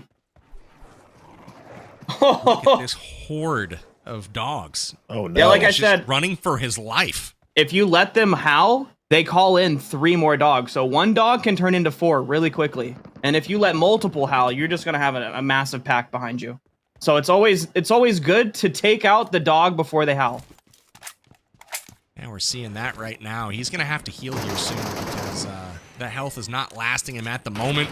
These dogs are on the warpath right now, and Exotic Gaming taking a few of them out, thinning them out, and I'm hearing from production as well that when Sanity actually died to one of these monkeys that's on the loose, so they can definitely do damage.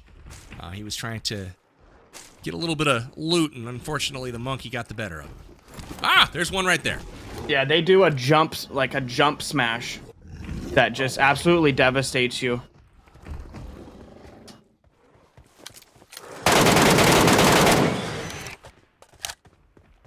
Yeah, when you make them both mad, you can't loot. You have to either take them out, and Exotic does not have anywhere near enough ammo to take them out. If you're using polished ammo from an MK, it takes at least 5 full clips to take out 1 monkey. 5 full magazines. That is a ridiculous amount of ammo. And that's if you're hitting all headshots.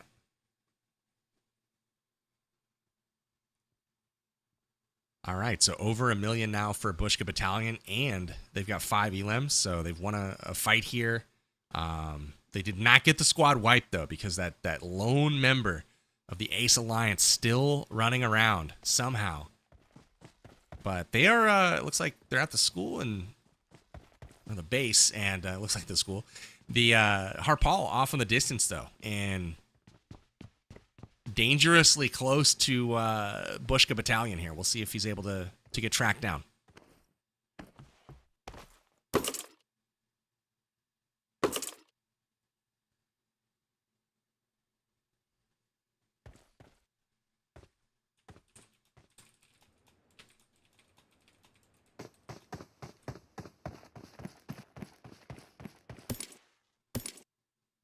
Got quite the little meeting going on here.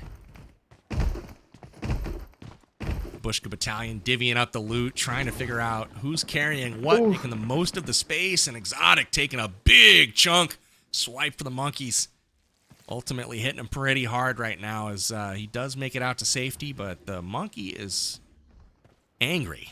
You got to be careful, too, because not only is the monkey chunking your health away when it hits you, I mean, that also takes a fair bit of your Vestar ability away, and if you're using your Vestar ability to take monkey hits, you're going to regret that when you go and get into a fight and you get one-tapped by a polished bullet.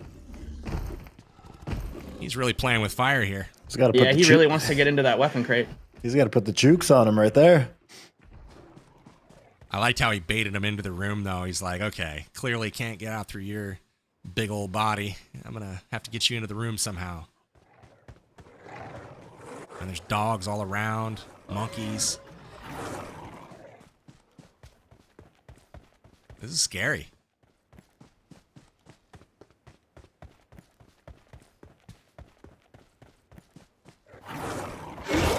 Yeah, this reminds me of Season 1. Way back in the day, those monkeys were even more ruthless. They feel like they've tamed them a little bit. And yeah, you would get caught off guard, and you would get caught in a corner. And once they catch you in a corner, you're done for. You can't get around them, and you're just done. Which that might be what happened to Win. Harpal better be careful here. Yeah, if he could get sniped from range here by these bandits, because they got some pretty good aim. And he is dangerously low on health.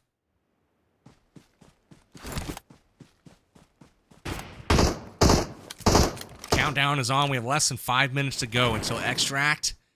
Two teams that are weakened right now, trying to crawl their way to safety. And then we've got Bushka Battalion just owning the battlegrounds right now with a full squad alive.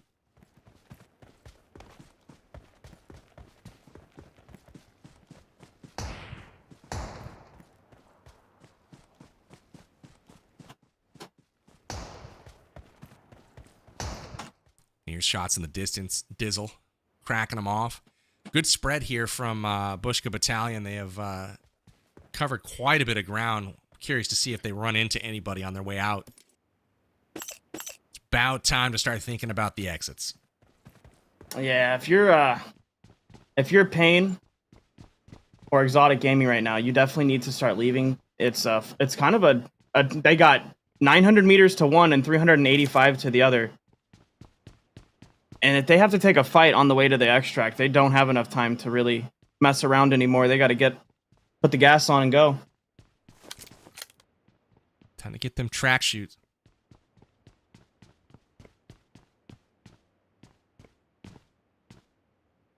Almost at the 3-minute mark. They're playing it real safe. They don't want to lose any of this. It does look like the Bushka Battalion did probably get enough, hopefully, to get them over the next threshold and lock in another 1,600. Especially if they take out one of these players from Winsanity Warriors on the way out. But, yeah. Good match for Bushka's team. They're the only team that I think is making it out fully alive. All four of them. We seem to be saying that quite a bit. Lots of patterns starting to form here. Yeah, I think when I go to refinance my house, I'm going to need that blessing from Landmark to get the best rate possible. Like he's got you. He's got the Midas touch. I got you. Don't worry about it. And it's not often we see that happen where, you know, a caster picks anybody and it actually works out. It's usually the exact opposite. But today only, Bushka Battalion has heard the call and they have begun the extract at this point. All members still alive, so really liking their chances at this point. What a leader Bushka is, just waiting for his team, making sure they're all going to make it safely. Just so proud. Daddy's packing them into the car, buckling them in. But where's the loot, Bushka? 147K, man? Come on. At least he's got the dance moves, though. Bushka Battalion extracting all successfully and really grooving. Man, this is impressive. What are we watching? I always emote before I leave, too. It's just good manners. Yeah, you got to do it.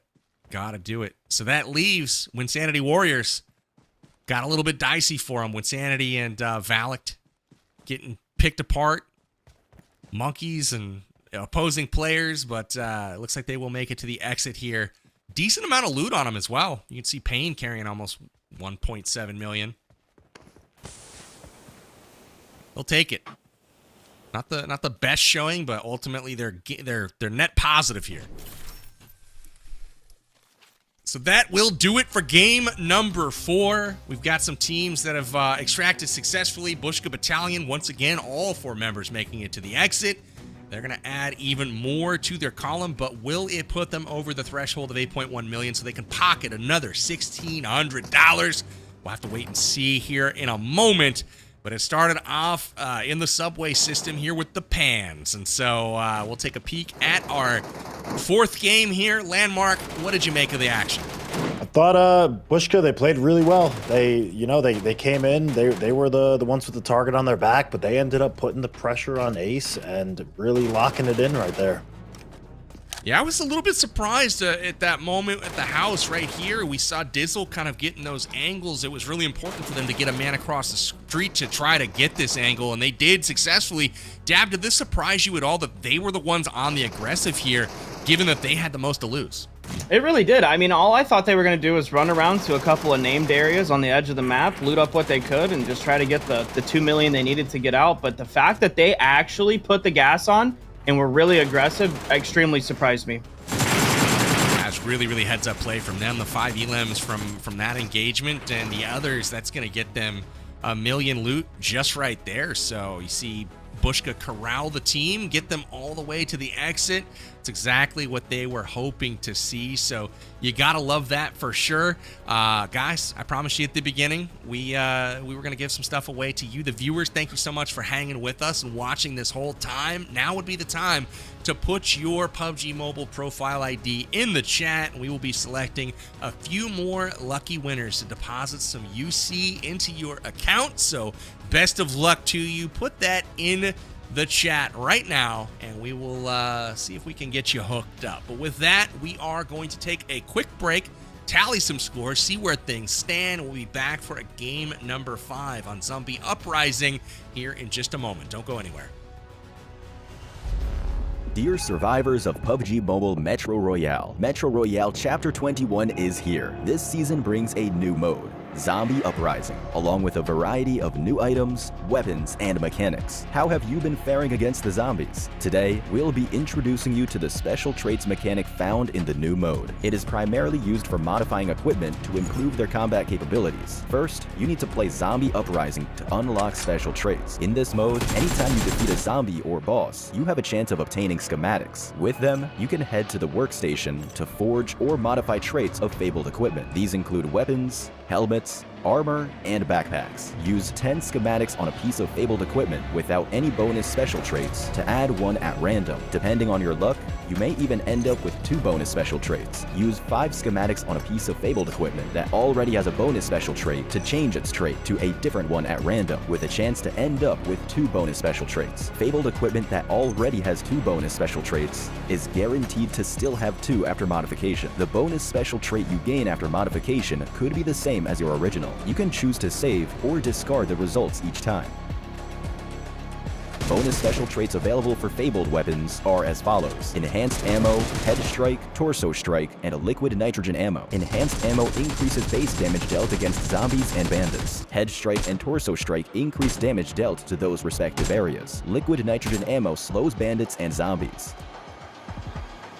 Fabled helmets can also be modified for different effects. Enhanced Protection reduces your damage taken to the head from bandits and zombies. Melee Combat Module allows your melee weapons to deal increased damage. Meanwhile, Enhanced Layering reduces your equipment's durability loss from bandit and zombie attacks. Armor modifications mainly improve protection and durability. Armor with the Combat Recovery trait will recover a bit of armor durability when eliminating a bandit or zombie. Combat Rescue helps you recover a bit of health when eliminating a bandit or zombie. The stronger the enemy, the better the recovery effect. Enhanced Protection improves armor strength and reduces torso and limbs damage from bandits and zombies. Enhanced Layering reduces armor durability loss from bandit and zombie attacks. Finally, we have backpack modifications. Through bonus special traits, you can modify the Molotov cocktails, explosives, and grenades in your backpack to deal increased damage against bandits and zombies. Different traits can lead to vastly different combat experiences. Use these traits strategically to forge your own way through battle. May you evacuate safely with bountiful loot. Fortune favors the brave.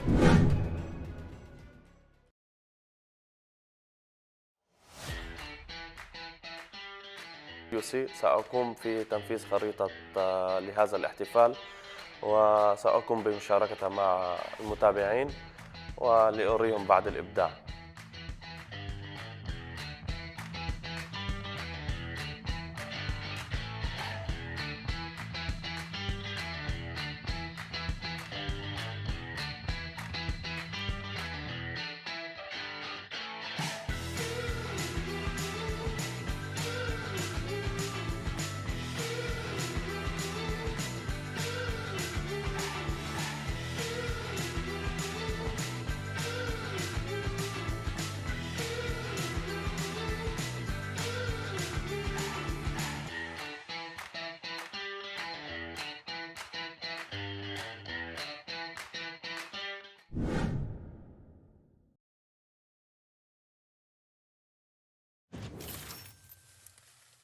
And welcome back. Things have been tense so far. Teams have been racking up the money. Again, we have $10,000 to distribute tonight. When the prize pool's gone, it is gone. So I'm not sure exactly what the status is just yet. We'll welcome back our casters, and we'll talk about it because we've got a leaderboard to show you here in just a moment to see kind of where things are going to shake out. I don't even know if there is another game to be coming. Has somebody hit that magic number? We'll see where everything stands, but let's throw that up on the screen and talk about it here for a moment. Dab, big loot from Bushka Battalion once again, and they have to be redeeming that. And that'll put them somewhere around 4,800 bucks for the tournament. So a solid day, but we also have Winsanity Warriors sitting on almost 4 million. And that does put them across the $400 threshold again for 3.6 million. Will they take it? That's the big question here, Dab.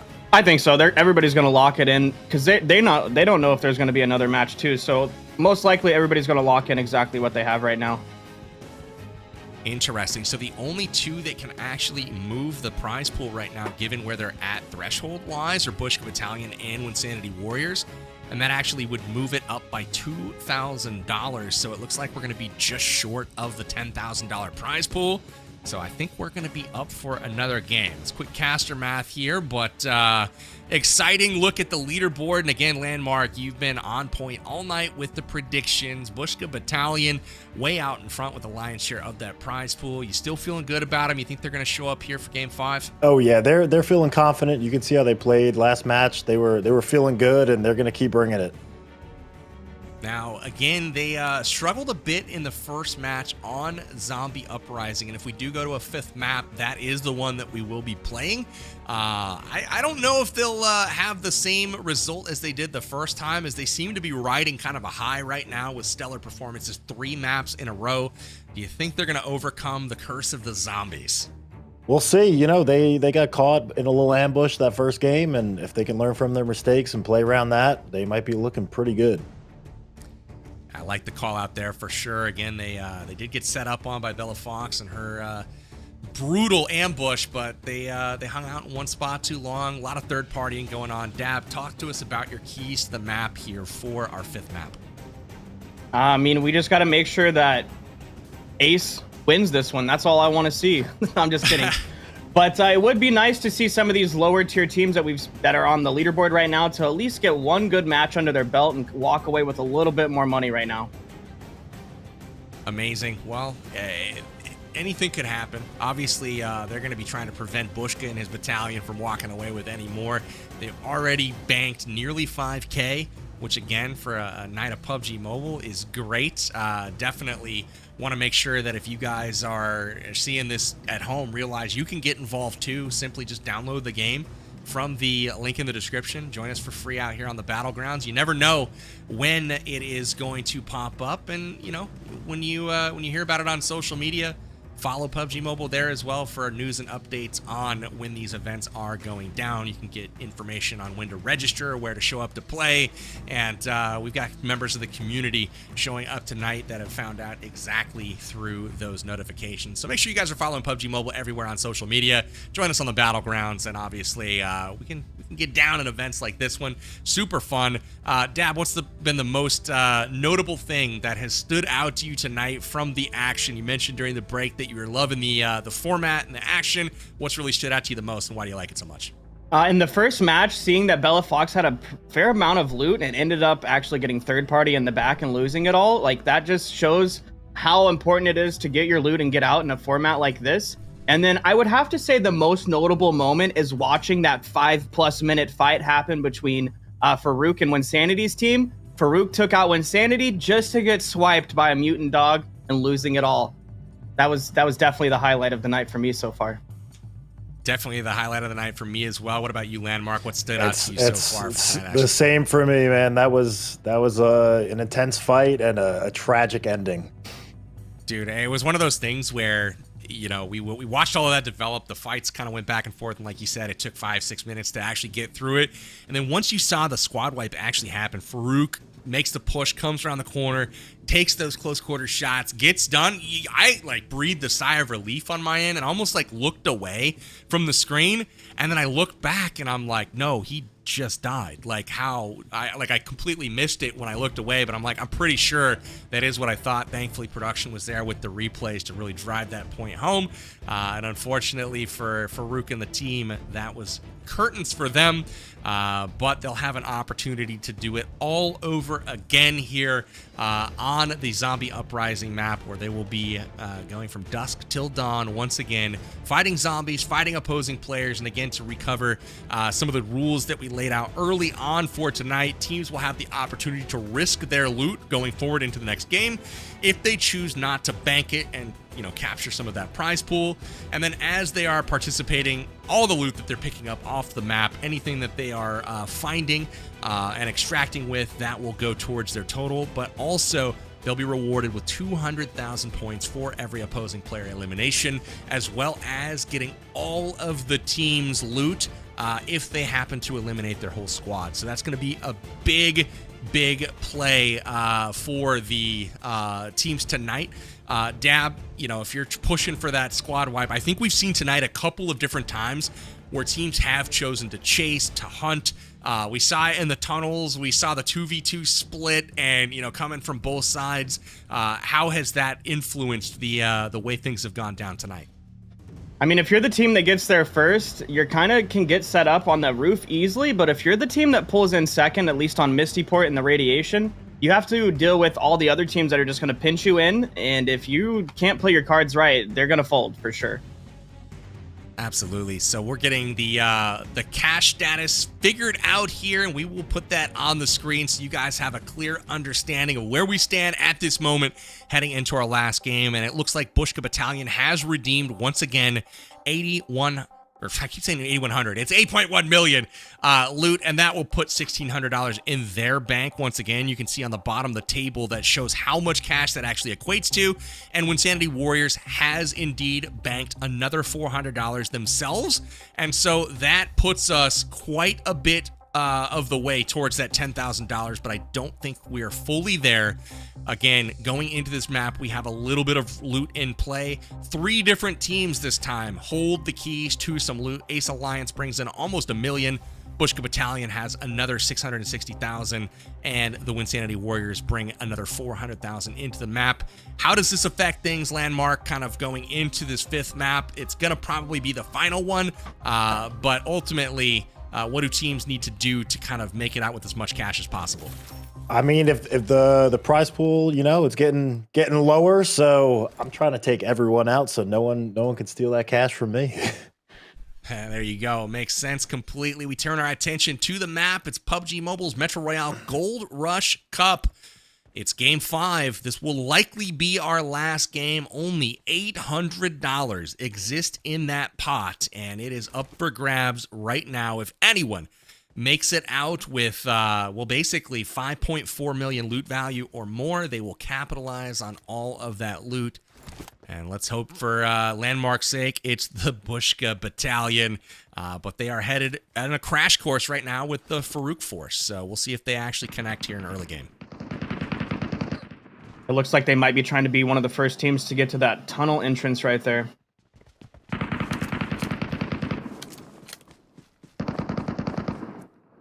Oh. And this is the posture of a team looking to fight. Yeah. We've got Farouk Force kind of lining up on this berm. They're hearing the shots, and they're wondering when is the right time to head across the road. Farouk inches up to the tree. They're thinking it might be right about now. He's thinking better of it, though. We want to get an opening knock or maybe not fully expose ourselves here. They're going to go downstairs instead, it looks like. Well, whenever there's money on the line, I know Farouk tries to put his all into it because the more money he gets out of this tournament, the more golden toilets he can put in his house in PUBG Mobile. That's a real thing. Yeah, I'm not kidding. He likes golden toilets. But it looks like they're going to go ahead and make their way towards radiation. Getting in the tunnel first. We'll see how long Bushka Battalion either waits to see if there's a fight still to be had or if they're just going to loot up and leave as well. looks like they're off to a good start already. 320K in the into the backpack. Not bad. One of them must have found a gold bar at that first area. You got a red crate, some zombies to take out. Anytime you touch those red crates, a pack of zombies instantly comes after you. So you get the loot from the crate, and look right there, a schematic on the ground. That's another 30K in their pocket. They're off to a fast start here, and this is not the team that these players want to see running away with even more cash. They're trying to eclipse that $5,000 prize mark tonight. They've got 4,800 already banked, and look at this. They're picking up schematics left and right, up to about $500,000 in loot so far. Bushka Battalion off to another great start. Again, blessed by Landmark. Yeah, the cool thing about those schematics is you can use them to enhance your fabled equipment, whether it be your guns or your armor. If you use 10 of the schematics in the special traits area, you can put 1 or maybe 2, if you get lucky, special traits on your equipment that will make you stronger against PvE. So that would be zombies, bandits, dogs, mutant dogs. They have some really nice special traits that they added in this last update that really enhanced the game.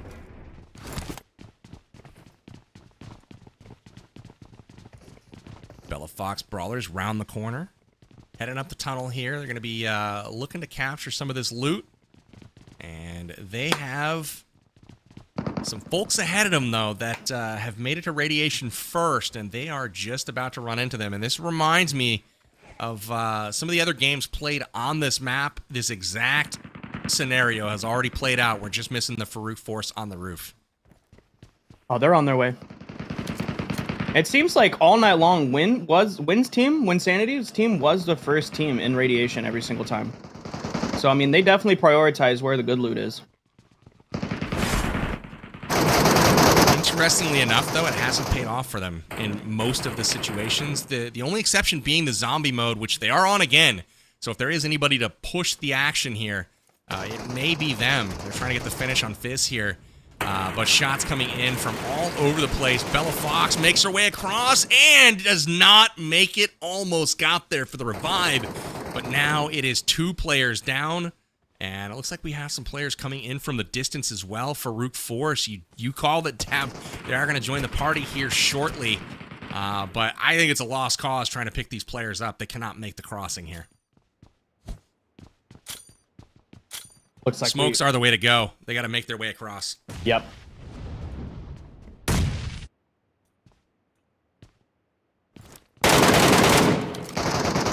Losing Bella and Fish this early would be devastating. As Fish gets thirsted.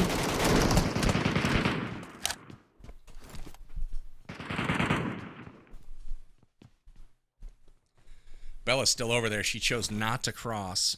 Even though there's a smoke cover, there's a little gap. You can see she can't make it there. There's just Good no shots way. Coming in. Connects with Winsanity. There's the grenade out. Doesn't connect, but now there's a full other squad out there. Farouk Force may try for the kill still here if they see it. Here comes the third party. Love to see it.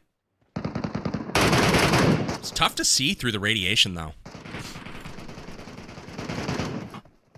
Yeah, I always felt like it's a lot harder to see through the green radiation than it is the other maps that have like the more orangish vibe. Was Chiffon getting Shots knocked there there? connect with Chiffon, yeah. I don't think they're aware that Bella is directly below them either. That's a free 200,000 points. Easy. Mm-hmm.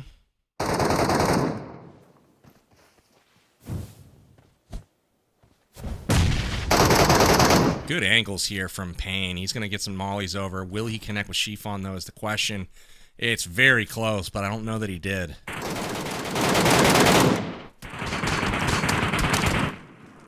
Ooh, Wynn's reflexes on something else tonight. I really like the positioning from Winsanity here. They're utilizing that high ground well.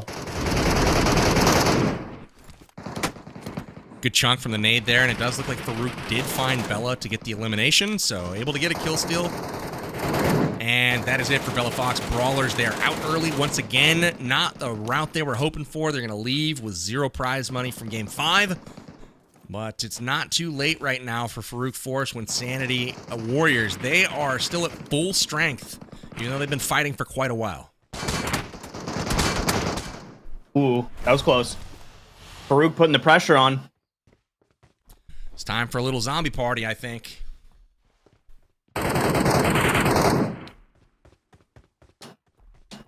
I think the wave of zombies is the best time for Farouk's team to push right now if they're going to push at all.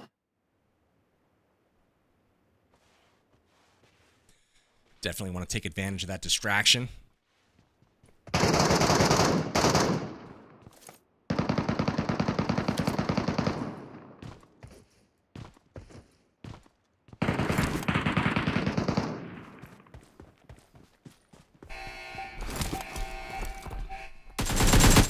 That's scary. That's what you call the variant. That's variant P for poison. He has 3 or 4 different attacks that he can do, and all of them are pretty devastating if he lands them. There's also a variant F. And the F stands for fire. So instead of poison, he shoots out fire. Poison is pretty nasty here. Got more zombies coming up the stairs. He's trying to connect and get the finish here on this zombie. Not able to do it so far. Running a bit low on ammo right now, so he really needs to secure the C-Lim. Finally gets it. And that will be good for some schematics.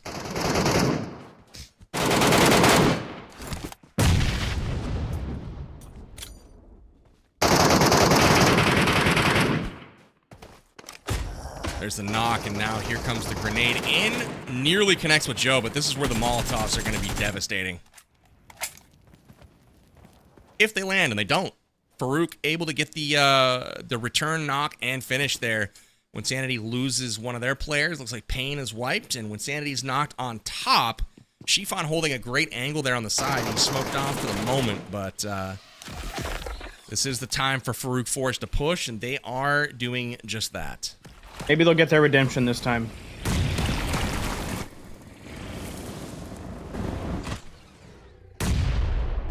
Yeah, Wynn's got to take a few more seconds and boost up so he can be healing over time, and that hopefully doesn't cost him his life there, because they definitely need to be holding those angles. Oh no. Just barely touching the fire. They are capitalizing on that now. His team's there to support him, but they are also under pressure right now. They're going to... Uh-oh. Some zombies joining the party as well. Wow, fast roping in on the zip line is Farouk and Buzz. They get the knock, and the wipe is complete when Sanity Warriors are out of here. Farouk Force racking up the elims right now. Bringing the aggression on that one. Yeah, those zip lines are ruthless. If you're not paying attention to them... That was like some Navy SEAL stuff.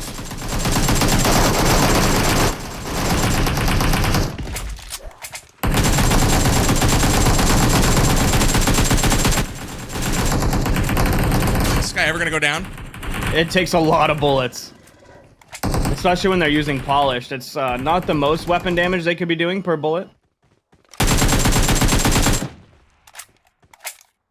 I see lots of red right now, which is good for them. In Metro Royale, you have several different types of ammo for one type. So there's corroded, normal, polished, and then the highest would be high explosive. And then there's also some variants like fire ammo and poison ammo, with the fire being really annoying because it un-ADSs you if you get hit with it. And then the poison puts a big green fog over your screen. And the polished is kind of like your mid-road, middle ammo. And it definitely packs a punch, but versus these bosses, you definitely have to put a lot in. Let's get info for sure as we take a peek at the map. Got Bushka and his squad down south. A good spread from all of these teams right now, as 2 squads have been thinned out and everybody has their own area that they're playing with at the moment. Bushka and his team are over 2 million loot right now in the bottom part of the map, and Farouk and his force are over 2 million as well in the radiation zone. So again, everybody making good progress right now. Ace Alliance still happy to be alive, and they are trying to get some loot right now. They're still trying to crack that first million on the map. I think this is their time. It looks like they're going to hold it down and wait for a team to come out of radiation and just get the best of them. Looks like for the Bushka Battalion is doing the same thing they did on the first or the second Misty port. They're just kind of taking out the bosses, looting up the easy areas, and are just going to fight whoever's left in radiation. See if it pans out for them. They do drop the boss. We'll get some new loot here. Zombies are being thinned out, and it is almost time for some daylight here. We've got 17 minutes left in this one, and again, we're down to just 3 squads that have the opportunity to capitalize on that last $800 of prize pool. Again, if anyone is able to crack into the money, we will see this tournament come to a close. We've got some good lubricating oil in this one. Gonna leave it behind, man. What a valuable item. You'll regret it later. Yep, probably. Watch him be short by 4,000.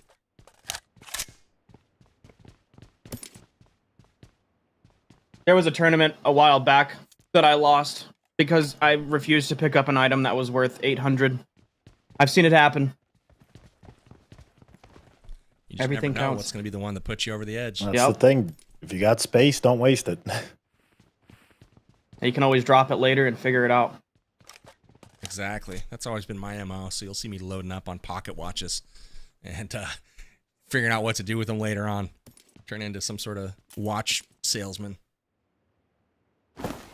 Farouk Force now over 3 million loot, and they've got 6 elims to their name so far with a wipe, so they are in really good shape right now.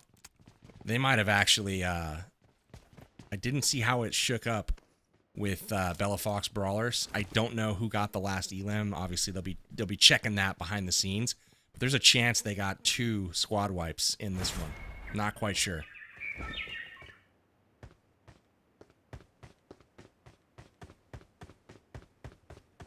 Yeah, Farouk getting to just he gets to get all of his winnings this time instead of a mutant dog taking him out. That's gotta feel good. Hey, decent little loot there. That box was about 75,000.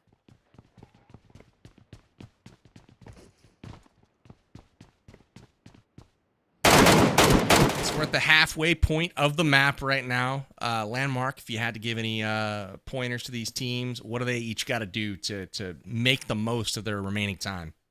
Oh man, well, Farouk is looking really, really good right now. So if I'm them, I'm probably going towards the extract already, you know. But I think right now when you have these slow positions in the game, you got to look for your ambush opportunities, catch teams rotating out of hotspots, and make the most of that. I think that's solid advice. You think they got enough right now? 4.2 million roughly loot. You think they got enough to hold off these other squads? Because I would imagine that if how much did they come in with? Was it Farouk? They had some that they came in with. They had about 300K. I think they had some, and then the elims that they have too. That's right. Oh, the elims are huge. They're getting close. Yeah, they're definitely over the amount that they need to get the $800 that remains. My only question is, what happens in this particular round if somebody else also gets some prize money? It's probably whoever has more. It could be whoever makes a decision to bank it more first. I don't honestly know, but that's going to be interesting. Maybe they just extract now and be like, bank it, bank it, bank it. That's what I would think too. Whoever gets out with their money first should be the winners. They definitely have enough to get out. And sadly, Bushka Battalion doesn't have any eliminations, so they definitely have to get that loot threshold all by themselves. You know where they can get it from, though? Farouk Force is carrying some loot. I think they go hunt them down and they smack them. Oh, I thought it was a trick question. Nope. Very literal. They can get it just like everybody else by going to the App Store and searching up PUBG Mobile and getting it on their phone, and everybody can get some loot. There you go. Harpal and Yamna have been lone wolves this whole tournament, basically. And they are packing in more loot right now.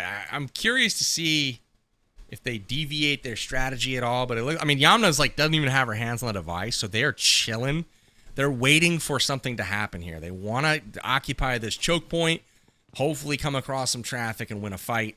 And it seems like they are resigned to just chill in that position, and hopefully it happens. Well, if they're not on a 2v2 split, they're basically just gambling that Farouk Force is going to come down that tunnel. Oh, they are on a 2v2 split, as we can see on the map here. So they are definitely going to have to fight. Farouk Force is going to have to fight if they want to get out with their money for sure. It's interesting. I like how they've gone pretty far back in the tunnel so that they can try to hopefully get some support to one another. You can see that crossroads there. Yep.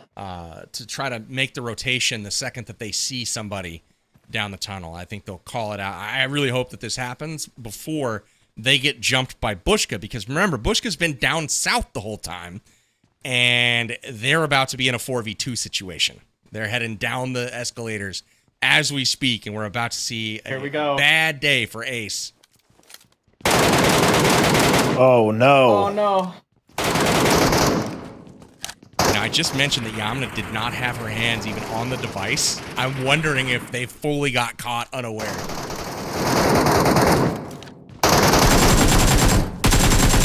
And there is the two-person wipe. Ace Alliance losing 2 of their members, and while the rotate might be on, it does not come fast enough, and Ace Alliance will have to settle for just 2 players left standing at this point. Not what they were hoping for. Bushka Battalion making a push up the leaderboard for loot, and they're just about to cruise across 4 million. They don't need much, but man, they're crushing it so far. Gotta think too, if I'm Bushka right now, I catch 2 players like that sitting in the tunnel, you kind of know where the other 2 are at. Got a pretty good idea, I would think, at this point. And they have rotated. They're a bit south of where they were before. They might be trying to leave the tunnels as we speak, but it does not look like that. They're actually chasing them down. I think they're saying, you know what? We need this loot. We're going to try to make it happen. We're going to go hunt them down. You know, I just realized what Ace's problem has been all night long. He would have won that fight if he had a shotgun. I was thinking the same thing. He's known for his shotgun play, and he's been rocking the MK 1-4 all night long. Oh, he just saw him. I don't know if they're extracting. Yeah, you can. He knows they're extracting. Oh, what a way to lose. Once they're on the line, it's over. He just saw it, but I don't know if he did. Oh, so close. And just like that, team extracted. It's Farouk Force making it out. And they will make out with over 5.5 million loot plus 6 elims, which is another 1.5 million. So they should be out with around 7 million loot from this round. Not enough to get 1,600, but there's not 1,600 left to give, baby. They just needed that 800. And I do believe that they will get it. So Farouk Force out first. But now it's up to Bushka Battalion, and they're in a 4v2 situation. They have found the 2. Boom. Now it's up to Gucci. It's a good molly to hold him off for a minute. Oh, but that nade. Oh.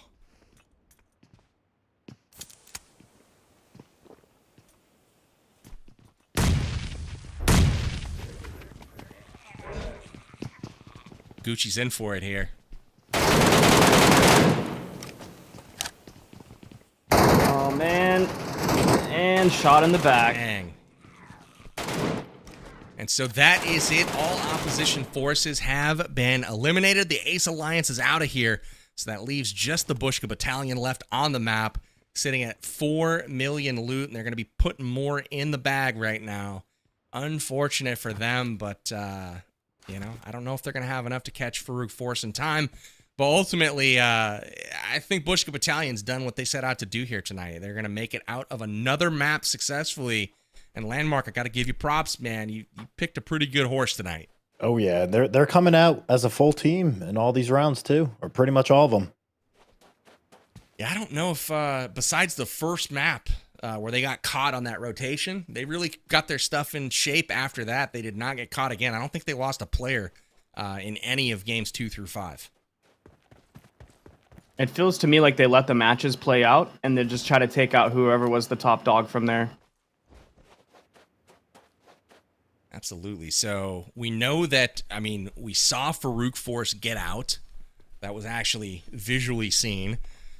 We know Insanity, Bella Fox, Ace, those have all been wiped. So they know at most one team is potentially lurking out there. But they got to feel pretty good about their chances right now to get more loot. And they definitely have a few minutes. They could possibly get another million if they get lucky with the crates, if there are any unopened crates left. But if they start making their way back to the boss areas on their way to extract, they could also potentially take out another boss from a boss location. Because on the Zombie Uprising mode, there's actually 2 bosses at each boss location. So they might have left some loot on the table back by their extract. We'll have to see.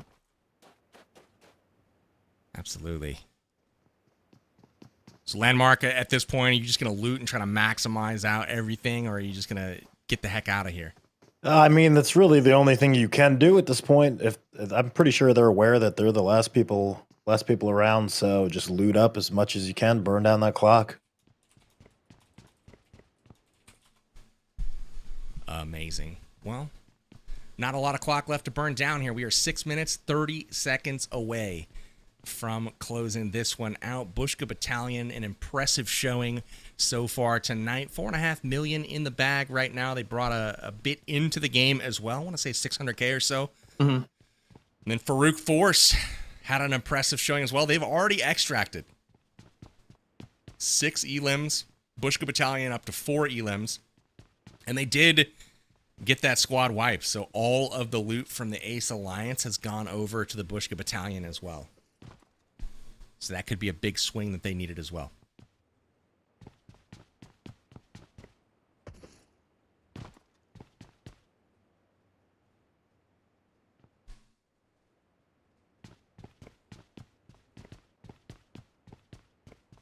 Let's crack into some more loot here. I want to see some gold piles, baby.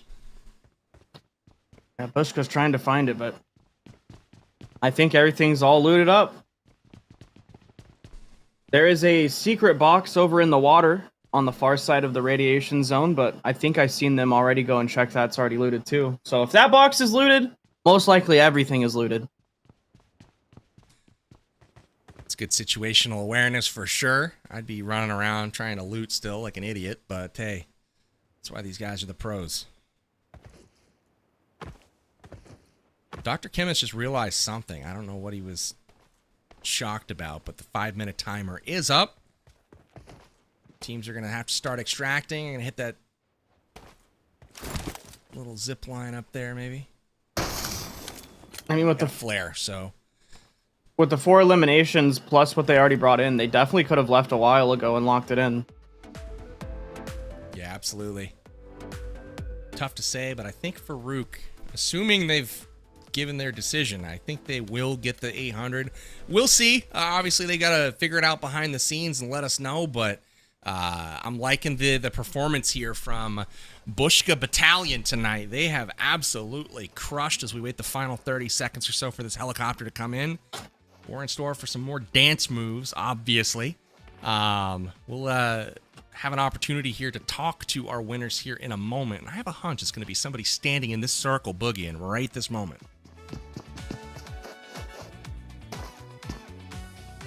There we go. Now we got to get a 4-person dance groove going on here.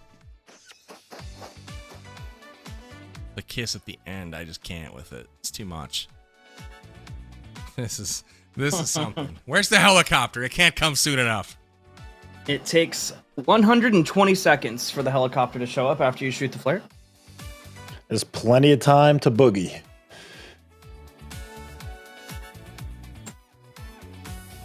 I mean, everybody at home can follow along with them if they'd like to celebrate as well.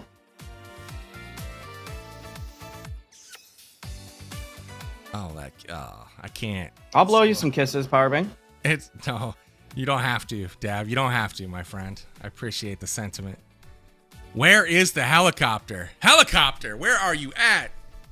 We've called this in now. Minutes ago, it seems like. 3 minutes left on the timer. Will they get out in time?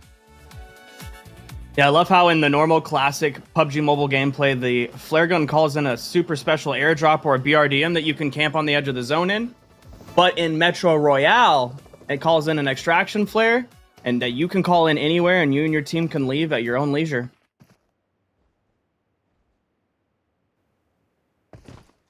So here it is, finally starting to get that extract. Again, Bush Battalion, probably the most consistent team all night long. Camper Ninja wanted to camp just a little bit longer. That'll be living up to the name there for sure, but really, really great job to them all night. Farouk Force had a really tremendous showing as well, especially closing out this tournament. Won some great fights tonight, and honestly, I think the whole evening for them might have gone differently had it not been for the one mutant dog swipe. Literally, one swipe earlier today changed everything. It gave Bushka the loot at the end of the day. I mean, this really, really could have all come down to that one swipe. So we will check out the replays from our fifth game. Landmark, talk to us a little bit about this one. Saw zombie action once again for the second time tonight, but what stuck out to you this game? We had a lot of fighting, and I was really impressed with the aggression from Farouk squad on this one. They capitalized on the big fight going on, and they just locked it in and cleaned it up. 100%. Good third party here again with them coming in late to the fight, but ultimately taking over a strong position held by Winsanity here. They had the high ground, but visibility made things a bit tough for them. And Dab, talk to us a little bit about how this thing all shook out. Well, Win was pretty confident there. He had the roof there, and he was holding it pretty well. They got a little bit split up. Win got knocked, and then it all just came down to Buzz flying up the zip line there and ultimately ending the whole ordeal. This was unfortunate as well. They had this choke point camped out, and then just with no opposition whatsoever, Farouk Force just marches down the stairs. Bushka Battalion marches down the stairs and stabs him right in the back. No reaction whatsoever. And this, I would have loved to have seen them cap somebody on the way out. It just didn't happen. Slightly too late, but good effort there from the battalion. But as we see, Bushka Battalion out with the money. And we are going to be tallying our leaderboards once again to see who is going to be walking away with all of that juicy loot.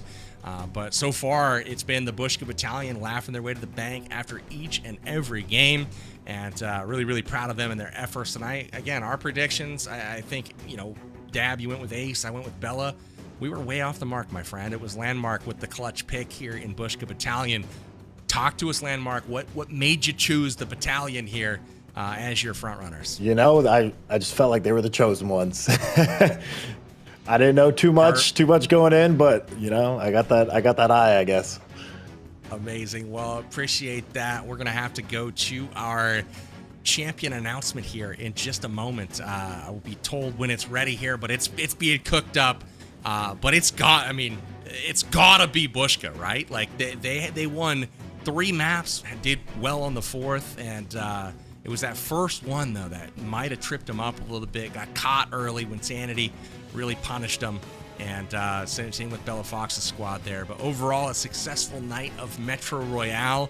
Got some cash that is going out to all of our contestants. We've got some UC going out to our participants today.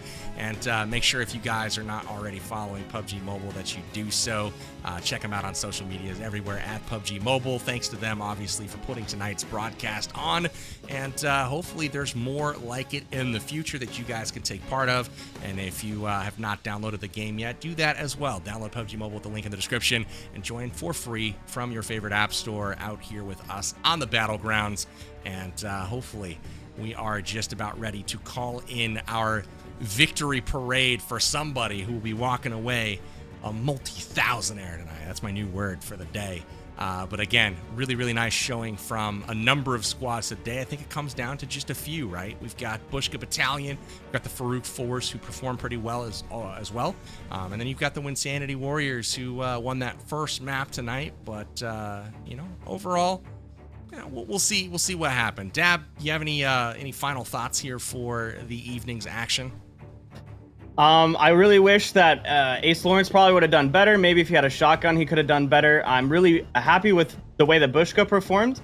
And I feel bad for Winsanity. He had that one good first match and just seemed like he couldn't continue to trail that momentum throughout the rest of tonight. I gotta give a little nod to Winsanity though. I feel like he was in position a few times and just got like mollied, you know?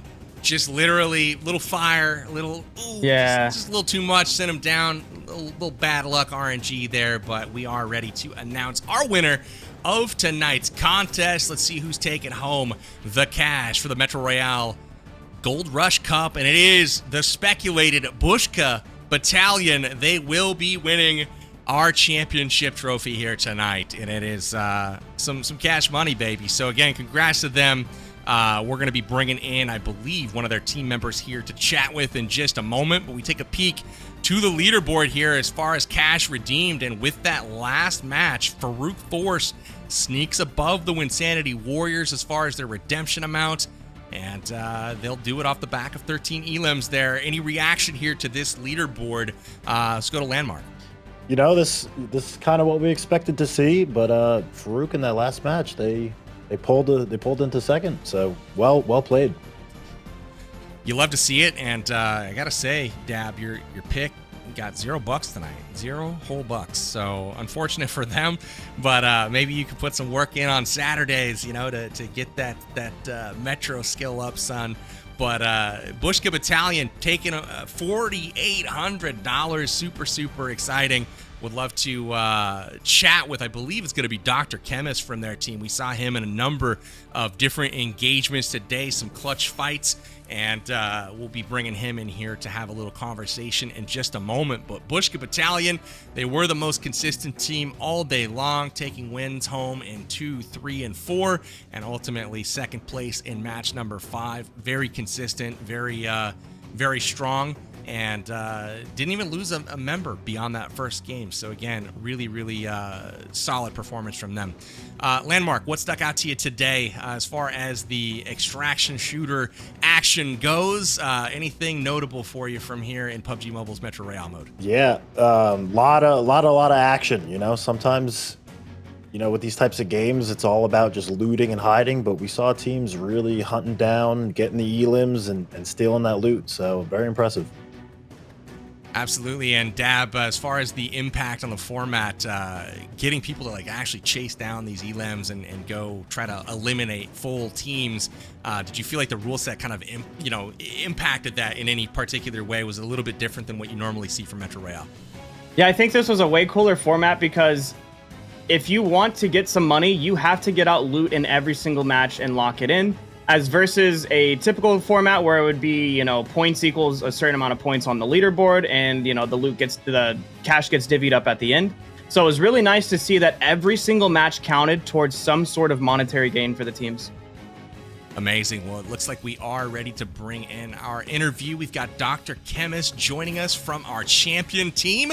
It is the Bushka Battalion winning it all here, taking home $4,800 in prizes. Obviously, Dr. Chemist, you got to be excited with the performance today. You guys came out in map number 1 and got caught a little bit on a rotation to the extraction point.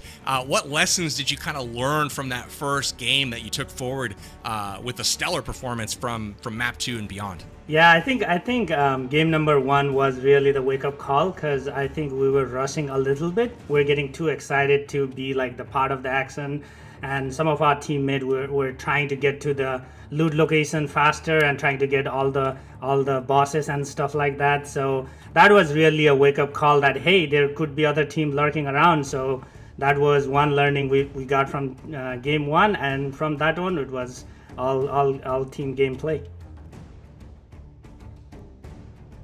Awesome. Dab, you want to hit him with something? So going from map 1 to map 2, I noticed that you guys kind of backed off from going out to radiation as soon as possible. And was it kind of the plan to just loot up all of the lower tier places, kill the bosses, and then just let somebody else loot radiation for you and you steal it? Or was that just kind of, it just happened that way?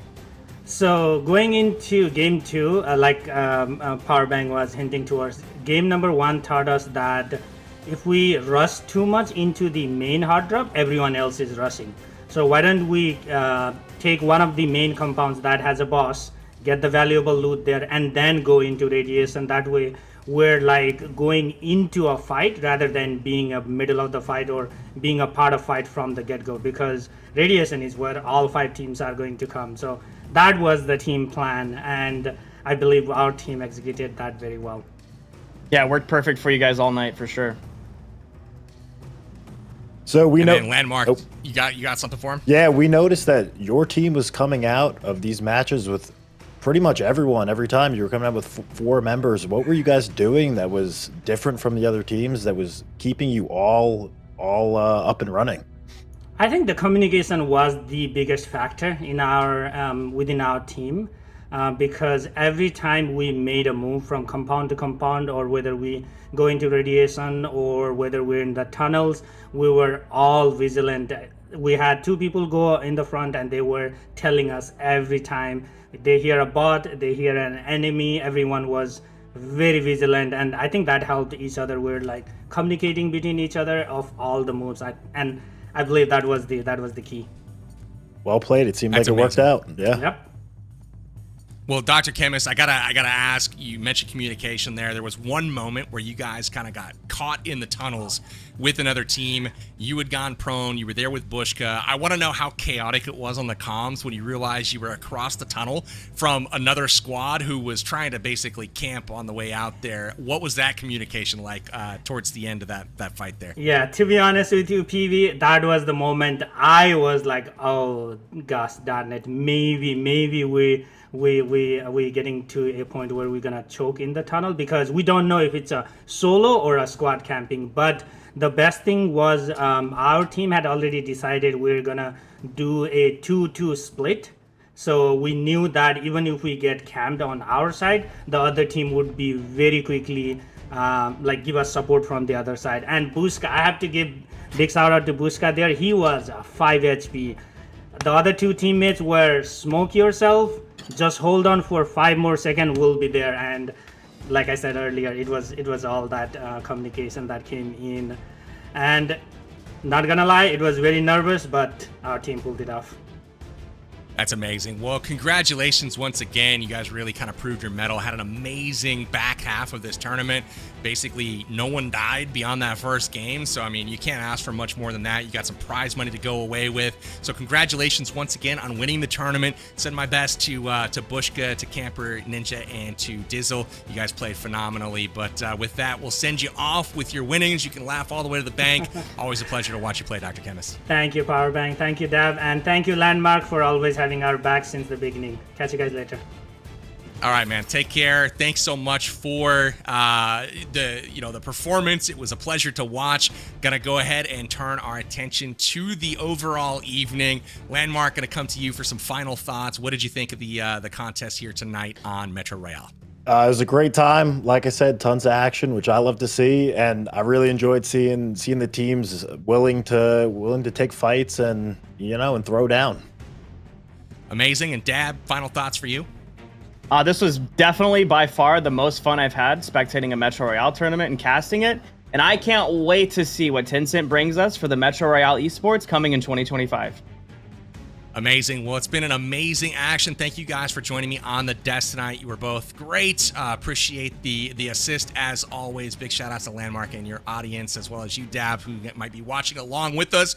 And with that, we'll take us home here. If you guys have not already downloaded the game, definitely lots of fun in store for you at PUBG Mobile with Metro Royale's brand new game mode and 3.3 update that has just come out. If you guys haven't already downloaded it, definitely do that at PUBG Mobile. You can find the link in the description, and as well follow on social media. You guys, we need to do one more giveaway as well. So get your IDs in the chat, and we will hit you up with some UC in your in-game mail if you are fortunate enough to win. Not everybody wins, but we will pick 12 winners from tonight.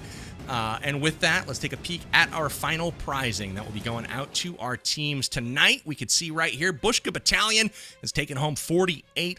Farouk Force got $2,400.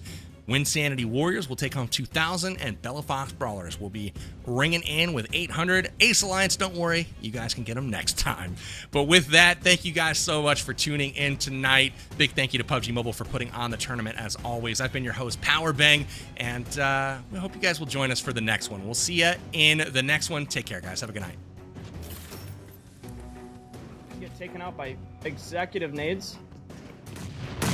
It's like, though, they backed up just a little bit here. Dab, is this going to work out? I mean, we'll see here. This is giving the opportunity for a Bushgood Battalion to sneak out right now while they... Faster. Oh, we're going to boogie. Dancing. Get out of here, Okay. Dr. Kippis. Well, they're actually... Oh, that's because they're fighting Ace down in the tunnels. Mode. I brush my teeth with this mode. I cuddle with this mode at night when I go to bed. Revenge landmark. And they are finding it right now. Waiting for his teammate, but that does allow Win to get the revive off, and now the pinch coming in. Farouk gets the knock, and the finish coming in from the teammate on the other side. There is the opening knock. Good duck down from Buzz. No! And he gets two. Canceled again. Tough breaks for him. And there's the Life right there. Look at Ace and Yamna. Their reactions. Oh, it's Price to get the jump on him. And he does. Gets a knock. It's a 1v1. Bushka versus Gucci. This is so huge. But now he's going back up to the opposing team. Oh, and he's no. wide. Chiffon runs away on fire. And he is knocked. Nice job there putting pressure out. Wow. Fast roping in on the zip line is Farouk and Bud. Oh, no. Oh, no. If they're on the line, it's over. He just saw it. I don't know if he did. But really, really great job to them all night. Farouk Force had a really tremendous showing as well.